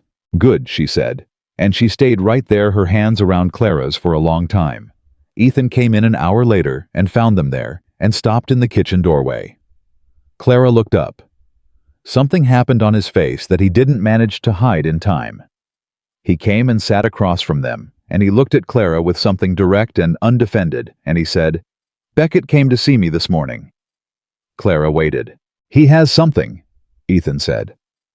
"One of the ranchers who sold a man named Foley moved to Nebraska 2 years back.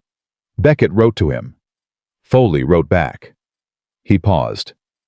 "He'll testify. About what happened to his ranch before he sold. About what Hardin did. About who gave Hardin his orders." Clara felt something move through her, a shift the way ground shifts when something underneath it changes. "That's enough to open a case," she said. "Beckett thinks so, with the tin from the fire." His jaw was tight. "He thinks we have enough to bring it to the county court, to bring it publicly. Margaret Caldwell will fight it." "Yes." "She has money and connections." "Yes." "And we have a retired judge, a rancher from Nebraska, and a lamp oil tin." "And you," Ethan said. Clara looked at him. "Beckett said it." He continued quietly. "He said you're the one who saw the shape of it.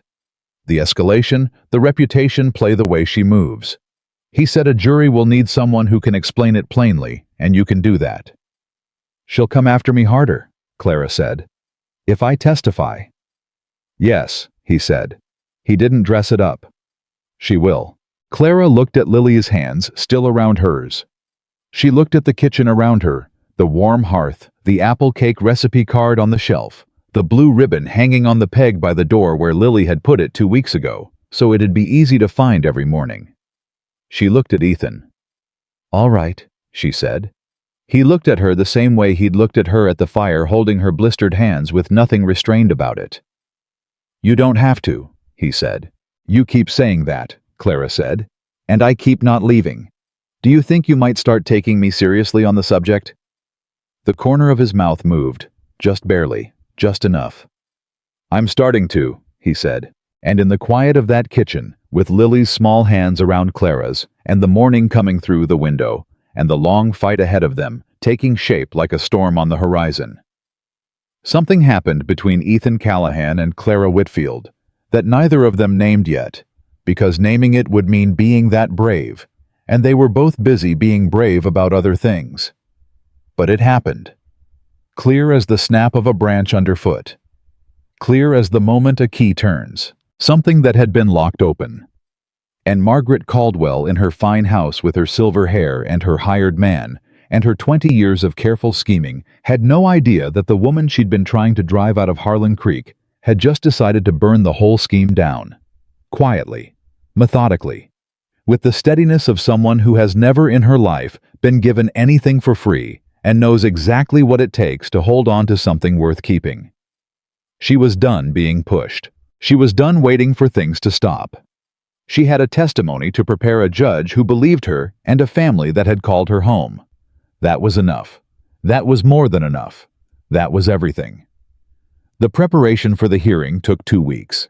2 weeks of Beckett riding out to the ranch every other day with papers and questions and the particular focused energy of a man who had spent 40 years building cases and had not forgotten how.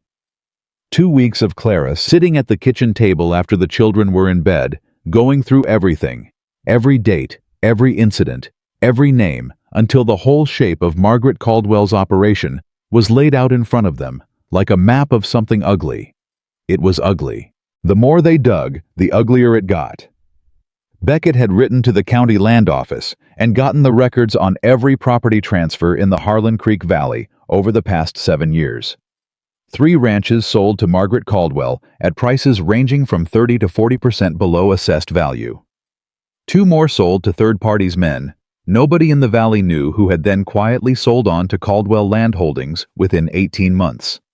That was 5 ranches, 5 families who had left. "She's been building toward something," Clara said on the 9th evening, looking at the records spread across the table. "This isn't just accumulation. There's a specific piece she wants." Beckett looked at her. "Go on." "The water rights," Clara said. "Look at the properties.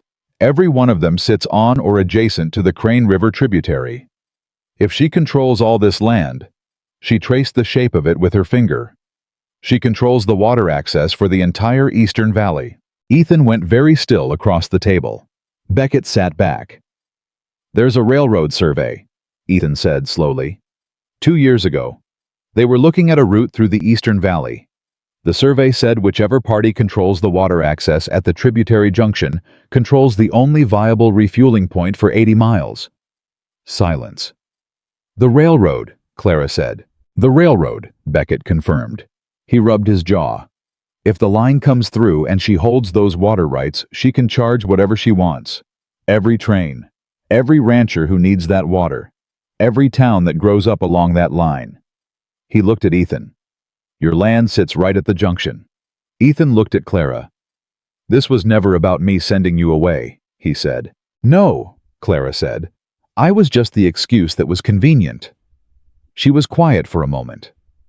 "She needs your land, Ethan. I just gave her a story to tell about why your judgment couldn't be trusted." The weight of that settled over the table. Then Beckett said, "This changes what we bring to court." "Yes," Clara said.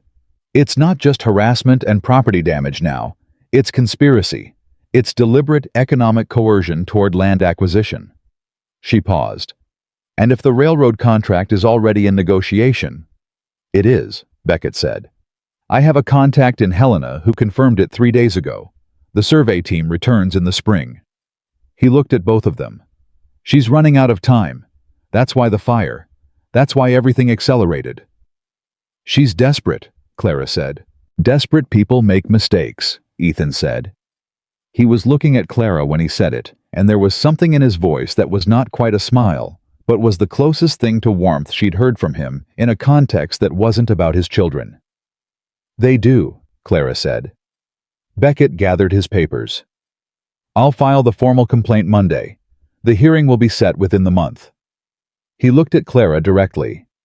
"Your testimony is the linchpin. You understand what that means." It means she'll come at me with everything she has before I can say a word in that courtroom, Clara said. Yes. Good, Clara said. I'd rather have it in the open. Beckett looked at her for a long moment, that same look he'd given her the first time. The who are you? Look. And then he put on his hat and left. Ethan and Clara sat alone in the kitchen with the papers between them and the fire burning low. You're not afraid, he said. It wasn't quite a question. I didn't say that. You look it. I am afraid, she said. I'm just also decided. Those two things can exist at the same time. He looked at her for a long, unhurried moment. Clara, he said. She looked up. I need to say something. He stopped. Started again the way he started when the thing he needed to say mattered enough to get right. When you came off that train, I had a picture in my head of what I needed, what I'd asked for. And you didn't fit that picture, and I said so in front of everyone, and I... He stopped again. I've spent a long time thinking about what I actually need, what this family actually needs, and I was wrong. About what that was, about what it looked like. Clara was still. I was wrong about you, he said. Not just about what you could do, about who you are. You are the most capable, most honest, most... His jaw worked. You are the best person I have known in a very long time, and I'm sorry it took me this long to say it plainly. The kitchen was so quiet, she could hear the fire. Ethan, she said carefully, I need you to be sure you're saying that because it's true, and not because you're scared of losing the ranch, and I'm the one standing between you and it. He looked at her, direct, unflinching. Those things are both true, he said, and they're separate. What I just said has nothing to do with the ranch. What I just said is about the woman sitting across this table. Clara looked at her hands. Then she looked at him. All right, she said. All right, he said. All right, she said again. I hear you. He waited to see if there was more. There wasn't. Not yet. Some things needed time to settle before you could fully speak them. Both of them knew that. Both of them could wait. But the saying of it had changed the shape of the room, and both of them felt it, and neither of them pretended otherwise. The news that Ethan Callahan had filed a formal complaint against Margaret Caldwell reached town by Tuesday morning. By Tuesday afternoon, it was all anyone was talking about. By Wednesday, 3 things happened in rapid succession that made clear just how seriously Margaret Caldwell was taking the threat. First, Pratt at the general store sent word that Ethan's account had been reinstated and the supply order would be delivered by end of week. No explanation. No apology. Just a quiet reversal, the kind you make when you've realized the wind has shifted and you'd rather be on the right side of it. Second, Gruber rode out to the ranch himself, hat in hand, and sat at the kitchen table and told Ethan that he'd been approached by Hardin 6 months back with a proposition pressure. Callahan encouraged him to sell, and there'd be a finder's fee when the land transferred. He'd said no, but he'd been scared enough not to say anything either. I should have told you then, Gruber said. He was looking at the table. I'm sorry I didn't. Why are you telling me now? Ethan asked. Gruber looked up. Because I heard what they're saying about this woman. About Clara. He glanced at her. And I've got daughters. And some things aren't right. He looked back at Ethan. I'll testify if Beckett needs me. Ethan nodded once. I appreciate it. After Gruber left, Clara looked at Ethan. That's 2 witnesses. 3, he said. Beckett confirmed this morning that Foley is willing to come from Nebraska. She knows, Clara said. She knows the case is building. That's why Pratt reversed the account. She's trying to make it look like there was never any problem, like it was all misunderstanding. Too late for that, Ethan said. Maybe not in her mind, Clara said. She might think if she removes the evidence of interference, the case falls apart. She doesn't know about Foley's letter. She doesn't know how much Beckett has. Good, Ethan said.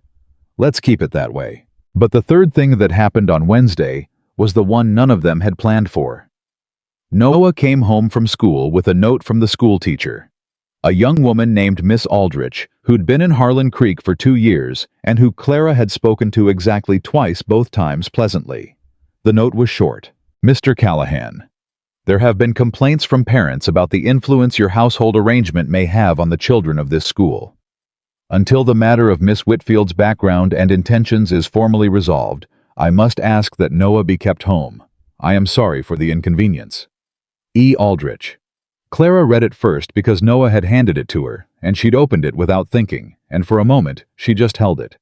Then she set it on the table face down. Noah was watching her. He'd clearly already understood the shape of it, even if he hadn't read the words. "What does it say?" he asked. "It says the school teacher has heard some things about me and isn't sure what to do with them yet," Clara said. Noah's face went tight. "She's keeping me home. For now." "That's not right." "No," Clara said. "It's not." "Are you going to fix it?" She looked at him. 8 years old, standing in the kitchen doorway, with his jaw set and his eyes hot with something that was half anger and half the specific hurt of a child who has just learned that the world is willing to take things from him because of someone else's choices. "Yes," she said. "But not today. Today I'm going to make supper. Tomorrow I'm going to go see Miss Aldrich." "I want to come," he said. "No." "Clara." "Noah." She said his name the way she'd learned to say it, with affection in it, but no give. "Some things a person has to do alone. This is one of them. I need you to trust me." He looked at her for a long moment. Then he said, "I do trust you," and he went upstairs. Clara stood in the kitchen for a moment after he was gone, the note face down on the table, and she breathed in slowly and breathed out, and then she turned to the stove and started making supper. When Ethan came in and she showed him the note, she watched his face go through 3 things very quickly.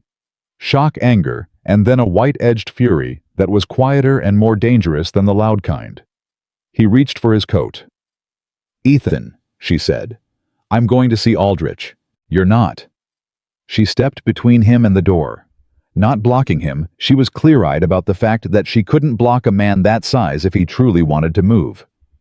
She just stood there in front of him and looked at him until he looked at her. "You're not going. I'm going. In the morning. Alone." "She has no right." "She has the right that every scared person has," Clara said. She heard something and she reacted to it. She's not Margaret Caldwell. She's a young woman who's been pressured by parents and doesn't know what's true. She held his gaze. "I can talk to her. I can't talk to her if you go tonight with that look on your face." He stared at her. "That look on my face," he repeated. "The one that says you're about to say something you can't take back." The silence stretched. Then slowly, he took his coat off. "You're the most aggravating woman I've ever met," he said. "Yes," Clara said. "But I'm right." The corner of his mouth moved. "Yes," he said. "You are." She went to see Miss Aldrich the next morning. The schoolhouse was empty, the children sent to recess early, which told Clara that Aldrich had been expecting her and had prepared for privacy, which told her that the woman had more self-awareness than the note had suggested. Miss Aldrich was 25 slight, with the careful posture of someone who understood she was young for her position and compensated with formality. She looked at Clara when she came in with the expression of someone who has said something they already regret and isn't sure how to manage the conversation that results. "Miss Whitfield," she said. "Mrs. Aldrich," Clara said. She sat down in the nearest chair because sitting said she wasn't here to fight. "I got your note. I'm sorry about the—" She stopped. "It was not my intention to—" "What did they tell you about me?" Clara said. Aldrich looked at her hands. "That you misrepresented yourself to the agency. That you may have had a hand in the fire at the Callahan ranch. That your presence in the home creates an inappropriate example for the children of this community." Clara listened to all of it without reacting. "Do you believe it?" she said. Aldrich looked up. "I don't know you well enough to believe or disbelieve it," she said. "That's the honest answer." "All right," Clara said. "Then let me tell you what I know. I am 32 years old. I came from Jefferson City on a mail-order arrangement. I did not explicitly state my age to the agency because I knew I would be rejected without consideration if I did, and I knew I could do the work better than someone younger who'd never seen hardship. I have been in the Callahan household for 7 weeks. In that time, I have cared for a child through an injury, managed a household that was falling apart, and helped Mr. Callahan begin legal proceedings against the person who set that fire. She paused. The fire that I allegedly set. Aldrich was very still. There is a formal hearing being arranged, Clara continued, before the county court. Evidence has been gathered. Witnesses are coming. The truth of what has been happening in this valley for the past 5 years will come out. She looked at Miss Aldrich directly. I am asking you to wait for that. I am asking you to let Noah Callahan come back to school while you wait. Not for my sake, for his. A silence. He's been through enough, Clara said, and her voice was quieter now, carrying something in it that was not appeal, but simple fact. He lost his mother 2 years ago. He's been angry and scared, and he's been carrying that like a grown man because there was nobody to carry it with him. He's just started to put some of it down. I am asking you not to take school away from him because of things people are saying about me. Miss Aldrich looked at her for a long moment. You love those children, she said. It came out like a discovery. Yes, Clara said, simply. Another silence. I'll send a note to Mr. Callahan this afternoon, Aldrich said. Noah can return on Monday. Clara nodded. Thank you. She stood to go. Miss Whitfield, Aldrich said. Clara turned. The young woman looked at her with the expression of someone revising a position and not entirely comfortable with the process. I should have come to you first, before I sent that note. That was wrong of me. You were scared of the parents, Clara said. I understand that. That doesn't make it right. No, Clara agreed. But understanding it helps. She walked back to the ranch in the late morning, and the cold was sharp, and the sky was the particular deep blue of Montana in late autumn, and she breathed it in and felt the particular weight of having fought a fight quietly and won it, which was a different feeling than winning a fight loudly, less dramatic, but more lasting. She was almost back to the gate when she heard hooves behind her. She turned.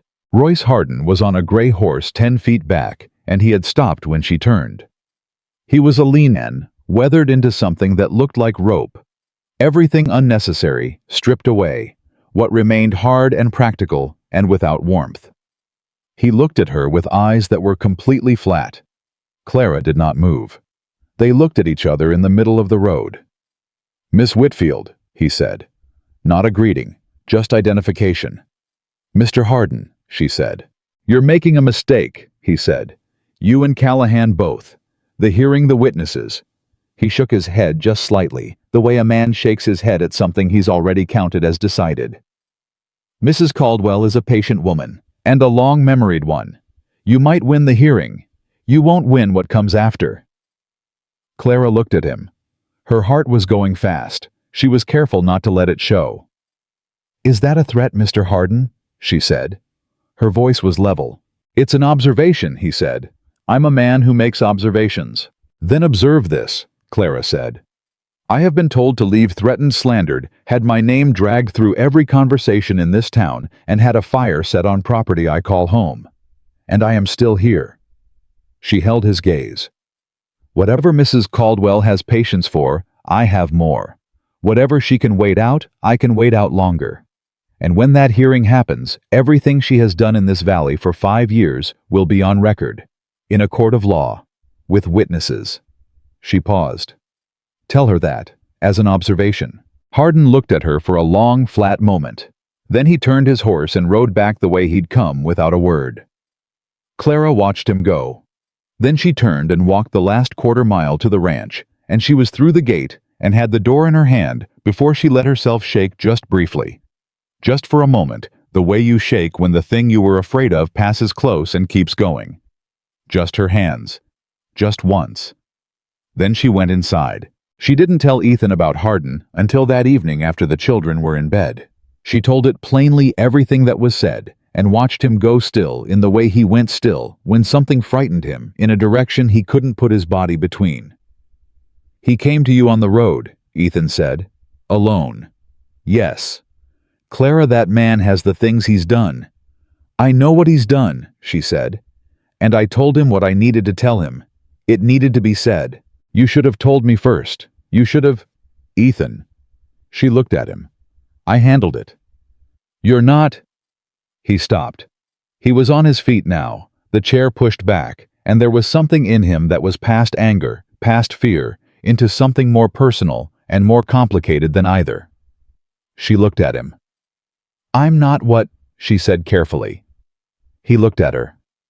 You're not going to let me protect you. I don't need protecting from a conversation, she said. I need you to trust that I can handle myself. I know you can handle yourself, he said. His voice had dropped. That's not the point. Then what's the point? He looked at her for a long moment. The point, he said, is that I don't want you in the road alone with a man like that. The point is that you matter to me, and I would like to be able to do something with that, instead of finding out after the fact that you... He stopped. His jaw worked. That you handled it. The kitchen was very quiet. Clara looked at him. You matter to me, he said again. Quieter. Like the first time had been finding the words, and the second time was meaning them fully. Clara was still for a long moment. Then trust me, she said. That's what mattering looks like from where I'm standing. Not protection. Trust. He looked at her. Then he sat back down. I do trust you, he said. It's Hardin I don't trust. I know, she said. But I'm still here, and I'll still be here tomorrow. He looked at his hands, then at her. Yeah, he said quietly. You will. The hearing was set for the 14th of December, 3 days before it. Foley arrived from Nebraska, a compact, weathered man in his 50s who shook hands hard and looked around Harlan Creek with the expression of someone returning to the site of something they'd survived. He met with Beckett and Ethan and Clara in the ranch kitchen, and he laid out everything that had happened to his spread in the 2 years before he'd sold the same pattern, the same pressure, the same invisible hand tightening around his operation until he'd felt he had no choice. I should have stayed, he said. He was looking at the table. I know that now. I should have fought it. But I had a wife and 3 kids and I was scared, and scared men do things they regret. You're here now, Clara said. That's what counts. He looked at her. You the one who kept Callahan from selling? He didn't need keeping, Clara said. He made his own choice. Foley glanced between them. Right, he said with the look of a man who sees more than he's commenting on. 2 days before the hearing, something happened that nobody had planned for and nobody had seen coming. Margaret Caldwell came to the ranch. Not with Hardin. Not with her driver. She came alone in her buggy, and she pulled up at the gate and climbed down herself. And Clara, who saw her from the window, went to the door and opened it before she knocked. They looked at each other. Come in, Clara said. Margaret Caldwell stepped into the hallway of the Callahan house for the first time. She looked around it the way a woman looks at something she expected to be different. Ethan's in the barn, Clara said. I'll get him if you'd like. I came to speak with you, Margaret said. Clara looked at her. All right. They went to the kitchen. Clara put coffee on because it was something to do with her hands, and they sat at the table, the same table where the case had been built, where Foley had told his story, where Ethan had said you matter to me, and Margaret Caldwell looked at Clara Whitfield with an expression that had very little left of the social armor. What was underneath it was tired. You're not going to withdraw the complaint, Margaret said. No, Clara said. Even if I... She stopped. Even if certain pressures were to be relieved. The supply accounts, the tea, no, Clara said again. Margaret looked at her hands. For a moment she looked old, and Clara could see that she was old, not just in years, but in the specific way of someone who has spent a long time doing things they've told themselves were necessary and has started to find the weight of it. What do you want? Margaret said. The truth told in a courtroom, Clara said. That's all.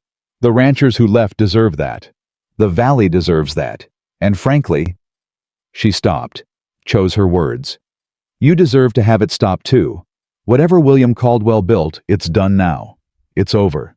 The railroad will come, or it won't, and it won't be built on this. Margaret looked at her.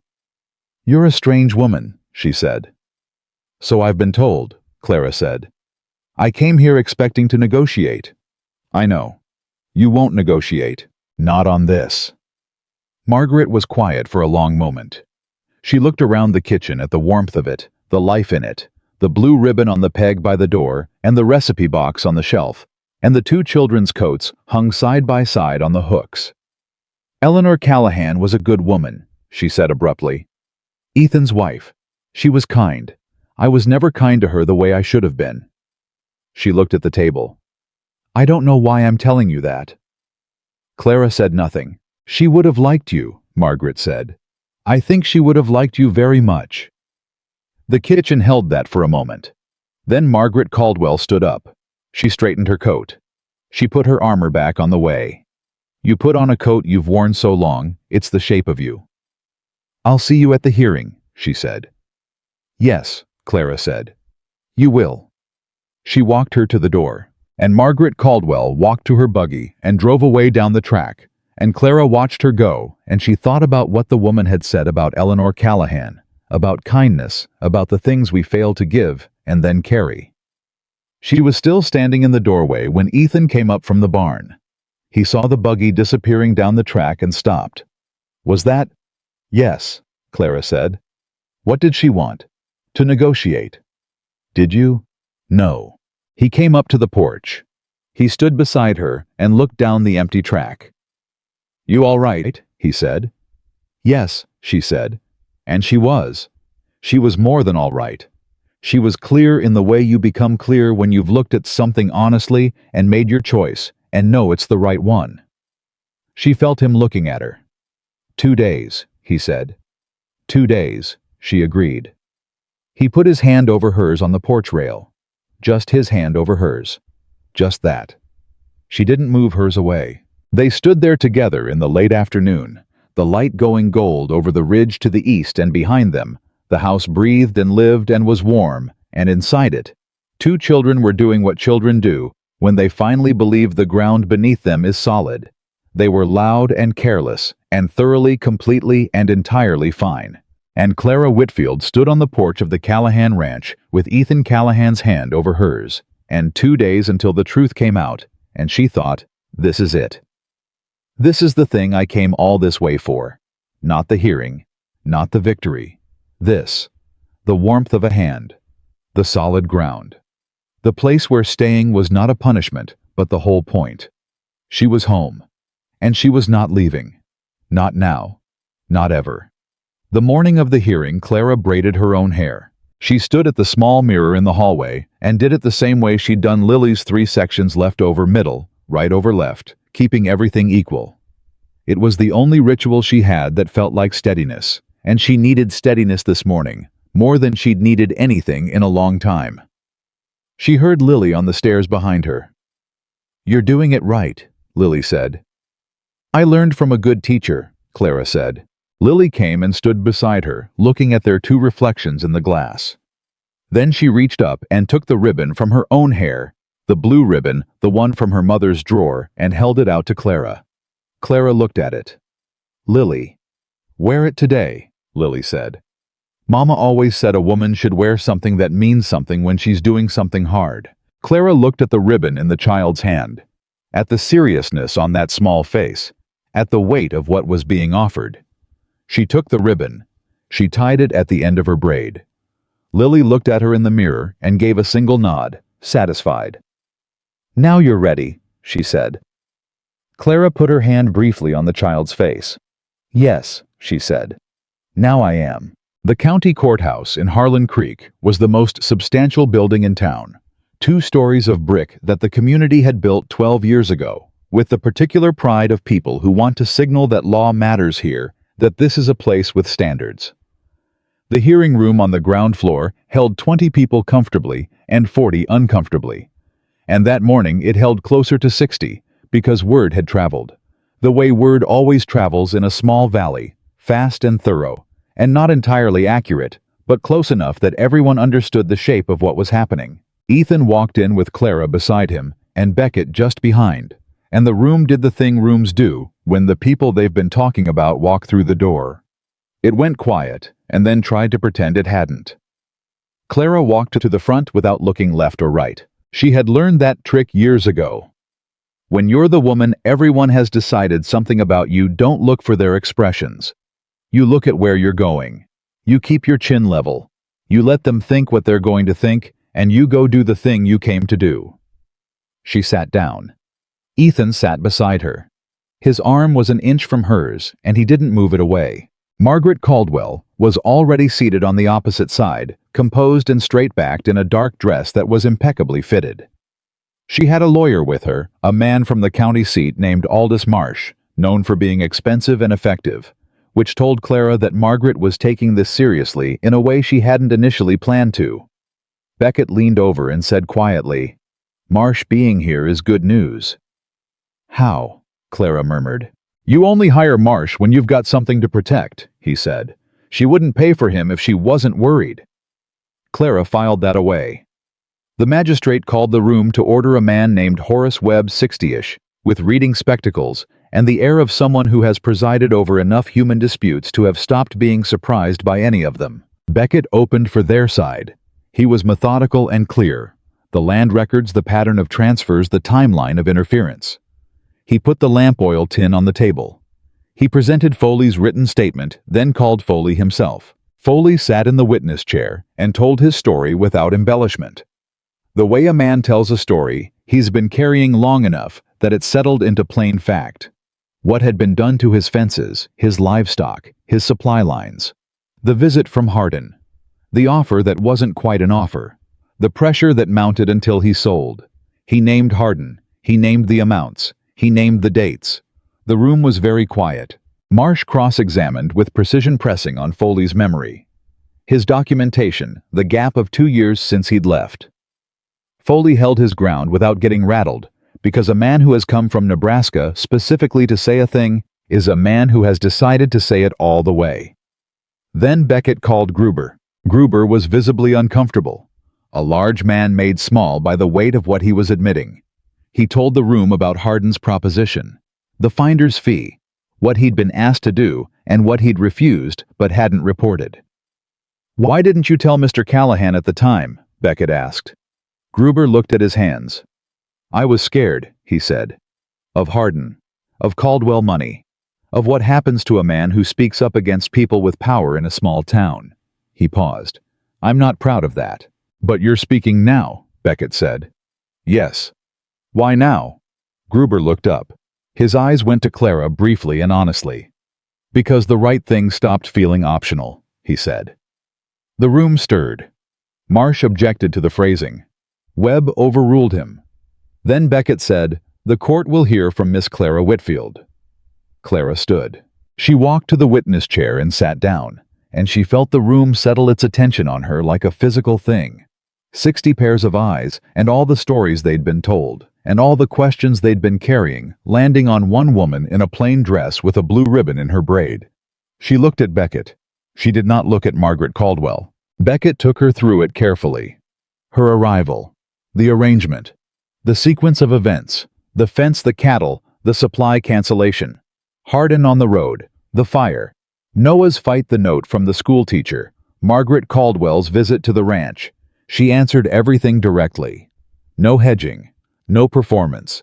Just the facts stated plainly in the order they happened. Then Beckett asked, "Miss Whitfield, in your assessment, what was the purpose of these actions taken against the Callahan household?" Clara said, "To make the ranch fail. To make Mr. Callahan believe he had no choice but to sell.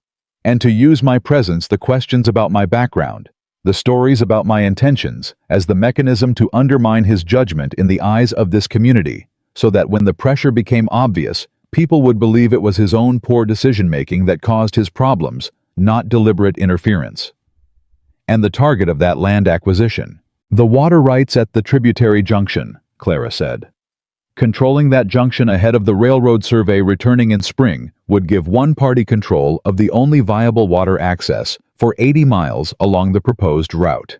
The financial value of that control would be," she paused, "considerable." The room was so quiet she could hear someone breathing 3 rows back. Then Marsh stood up. "How was good?" Clara had known he would be good. He came at her from three directions: her age, misrepresentation to the agency, her lack of any verifiable history in the territory.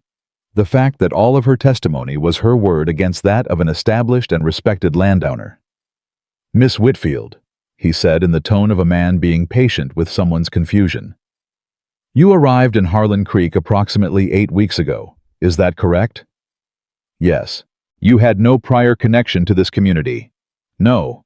No family here, no history here, no standing here." "That's correct." "And yet you've appointed yourself the expert on 8 years of land dealings in this valley." "I haven't appointed myself anything," Clara said. "I stated facts that are documented in the county land records, which Mr. Beckett has presented to this court. The records appointed themselves." A ripple through the room. Marsh's expression tightened very slightly. "You also misrepresented your age to the agency that facilitated your arrangement with Mr. Callahan," he said. "I didn't state my age," Clara said. "That's different from misrepresenting it. A distinction of convenience. A distinction of fact," she said. "I stated my qualifications. Every qualification I stated was true and has been demonstrated over the past 8 weeks. If the court would like to hear from the Callahan children about whether I am capable of the work I said I could do, I'm sure arrangements can be made." Another ripple, louder this time. Webb tapped his gavel once. The room settled. Marsh tried 2 more angles. Clara answered both of them the same way, plainly, without emotion, without giving him a foothold. She had spent 12 years dealing with people who underestimated her, and had learned that the most effective response to being underestimated was simply to be exactly as capable as you actually were until the underestimation became untenable.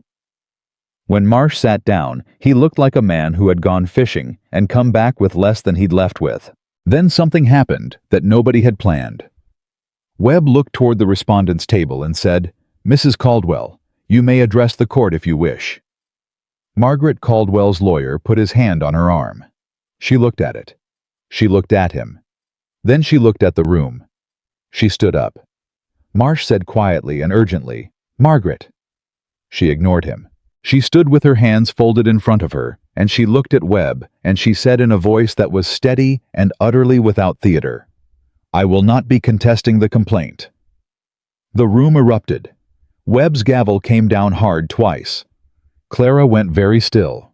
Ethan beside her at the table reached over and put his hand on her arm, and she put her hand over his without thinking, and neither of them moved.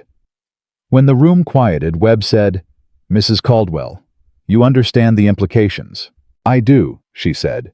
She looked briefly at Clara, just once. A look that was not an apology exactly. Margaret Caldwell was not built for apology, but was something adjacent to it. An acknowledgement, a reckoning. "I understand them fully." She sat down. Marsh was saying something in her ear that she was not listening to. Webb took 20 minutes to review the record, and then issued his preliminary finding: interference established damages to be assessed, the Foley transaction to be referred to the county for further review, and a formal injunction preventing any Caldwell entity from initiating contact with any Callahan property or business interest for a period of not less than 3 years. He also said clearly, and for the record, that the testimony of Miss Clara Whitfield had been credible material and decisive. Clara heard those words and felt them land in some deep place that had been waiting a long time to be spoken to. Credible, material, decisive, not unwanted, not wrong, not what we ordered. The room began to move and talk around her, and she sat still in the middle of it for a moment, feeling the particular disorientation of a fight that has been fully real for weeks, suddenly being over the way you feel when you've been bracing against wind and the wind stops. Ethan was beside her. "Clara," he said. She turned to look at him. His face was open in a way she'd only seen it a few times, without the guard, without the bracing, just him looking at her. "It's done," she said. "It's done," he agreed. They looked at each other in the middle of the emptying courtroom, with Beckett shaking hands nearby, and Foley talking to Gruber, and the townspeople flowing past them on all sides. "You did that," Ethan said. "We did that," she said. He shook his head slightly. "No. You saw what it was before any of us did. You held us together while we figured out how to fight it. You testified in front of the whole town when it would have been easier and safer to stay quiet." He paused. "I need to say that plainly, so you know I know it." Clara looked at him. "All right," she said. "I hear you." "I keep saying things to you," he said, "and you keep saying all right, and I hear you, and not saying the rest of it back." "The rest of what?"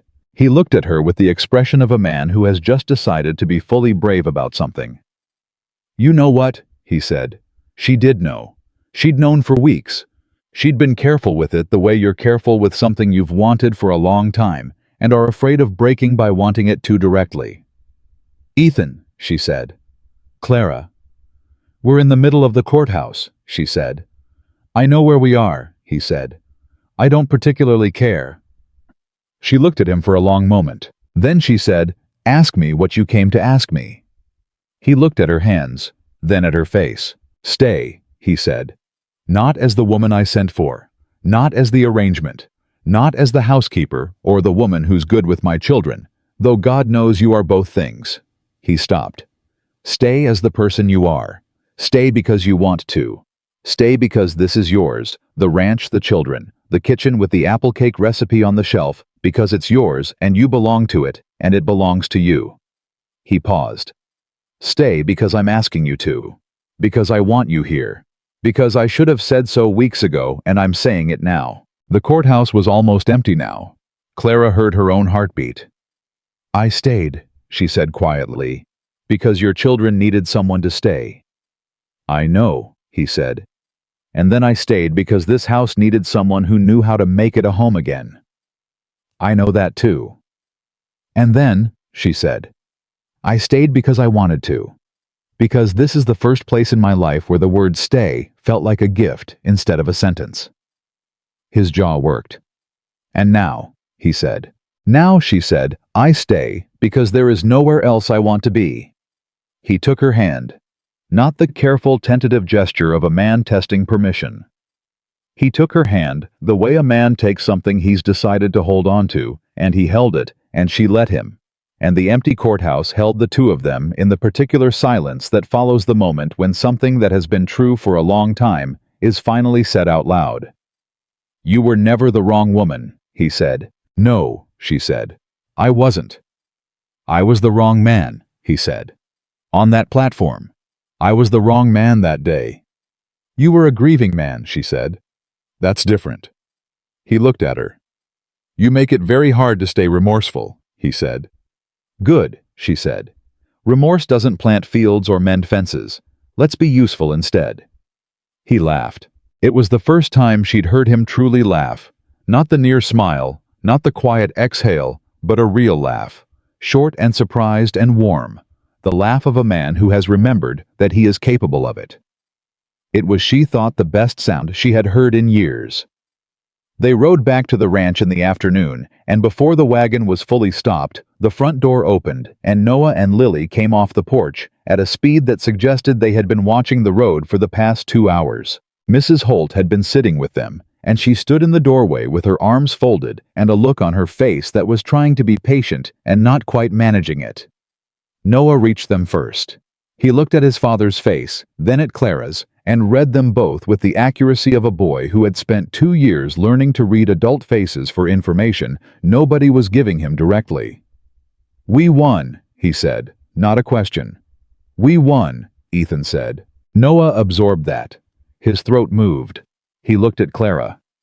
"You testified," he said. "I did." "Was it bad?"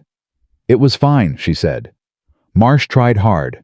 I've dealt with harder." Noah nodded slowly. Then he did something he had never done, not once in all the weeks Clara had been in this house. He stepped forward and put his arms around her quickly and fiercely and without warning, and held on for exactly 3 seconds before stepping back and looking at the ground with the expression of a boy who has just done something enormous and is pretending he hasn't. Clara stood very still. "Okay," Noah said to the ground. "Good. That's good then." "Yes," Clara said. Her voice was entirely steady, somehow. "It is." Lily had been standing slightly behind Noah, with her hands clasped in front of her, and her eyes moving between Clara and her father, and then back again, putting things together with the quiet precision she brought to everything. She looked at their hands. Clara and Ethan were still holding hands from the wagon. Lily looked at this for a moment. Then she looked up at Clara. "Are you going to stay forever now?" she asked. The directness of it, the pure, undefended hope in it went through Clara like something warm and irreversible. She crouched down to the child's level. "Yes," she said. "I am going to stay forever." Lily considered this seriously. "Even when it's cold." "Especially when it's cold," Clara said. "That's when staying matters most." Lily thought about this. Then she reached out and took Clara's free hand in both of hers, the way she'd done at the kitchen table weeks ago when Clara was hurting, and Lily had decided in her 6-year-old wisdom that holding someone's hand was the right response. "Okay," Lily said. Just that. Okay. The same word she'd said in the dark the night she was hurt after Clara had told her she didn't know if she should be trusted, but that she was there and she was staying. Okay. Trust given as simply as breathing. As simply as a child's hands around yours. Mrs. Holt left after supper with the particular satisfaction of a woman who has watched something good happen and knows she'll be talking about it for years.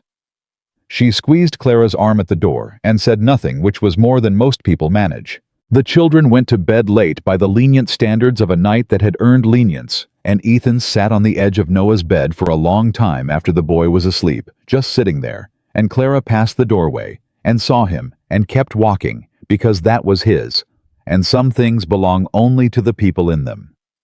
She went downstairs and built the fire up and put the kettle on and sat at the kitchen table. She sat there in the quiet of the house that had been cold and closed when she arrived and was warm and open now, and she thought about the woman who had stood on a train platform 8 weeks ago with $62 and a worn suitcase and had been told she was not what was wanted. She thought about what that woman had believed underneath the steadiness, underneath the plain face she'd shown to the world.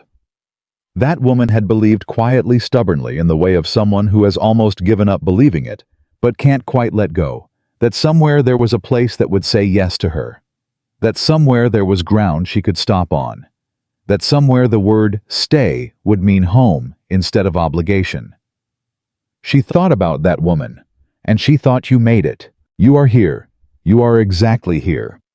Ethan came downstairs and found her at the table and sat down across from her, and they had coffee and said very little, and the fire burned and the house breathed around them, and outside the Montana stars were the kind of brilliant that only happens in deep cold, sharp and clear as truth. After a while, Ethan said, "Beckett thinks the railroad survey when they come back in spring will confirm the junction point on our land. He thinks the water rights we hold are going to be worth considerably more than they were last month." Clara said. "We'd be able to repair the barn properly, maybe expand the south pasture." He paused. "Maybe hire another hand." She said again. He looked at her across the table. "You're not thinking about the railroad," he said. "No," she admitted. "What are you thinking about?"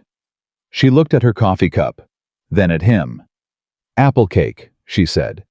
"I think we should make it on Sunday, the 3 of us. Lily can lead." Something moved across his face, warm and unguarded, and entirely his. "Yeah," he said. "I think we should." 3 months later, on a Sunday in March, with the first edge of spring coming through the valley, Harlan Beckett stood in the front room of the Callahan ranch with a book of law and married Ethan Callahan to Clara Whitfield in front of 2 children, one retired judge, Mrs. Holt, and Clem, who wore his best hat and looked at the ceiling when his eyes got wet.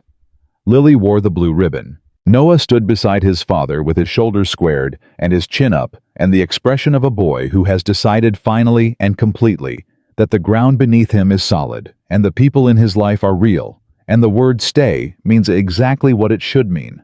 When Beckett said, "Do you take this woman?" and Ethan said, "I do," and then looked at Clara with everything open on his face.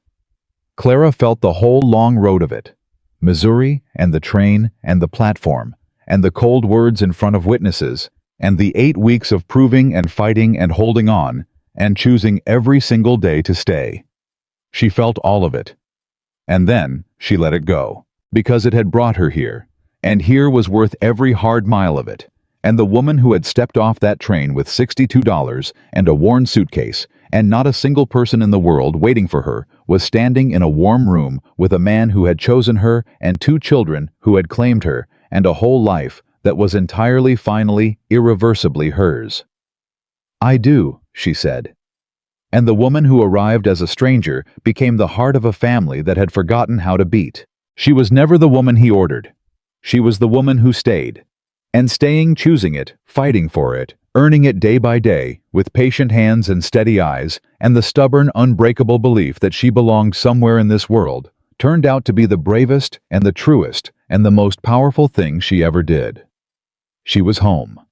She had always been capable of finding it. She just needed someone finally to let her stay.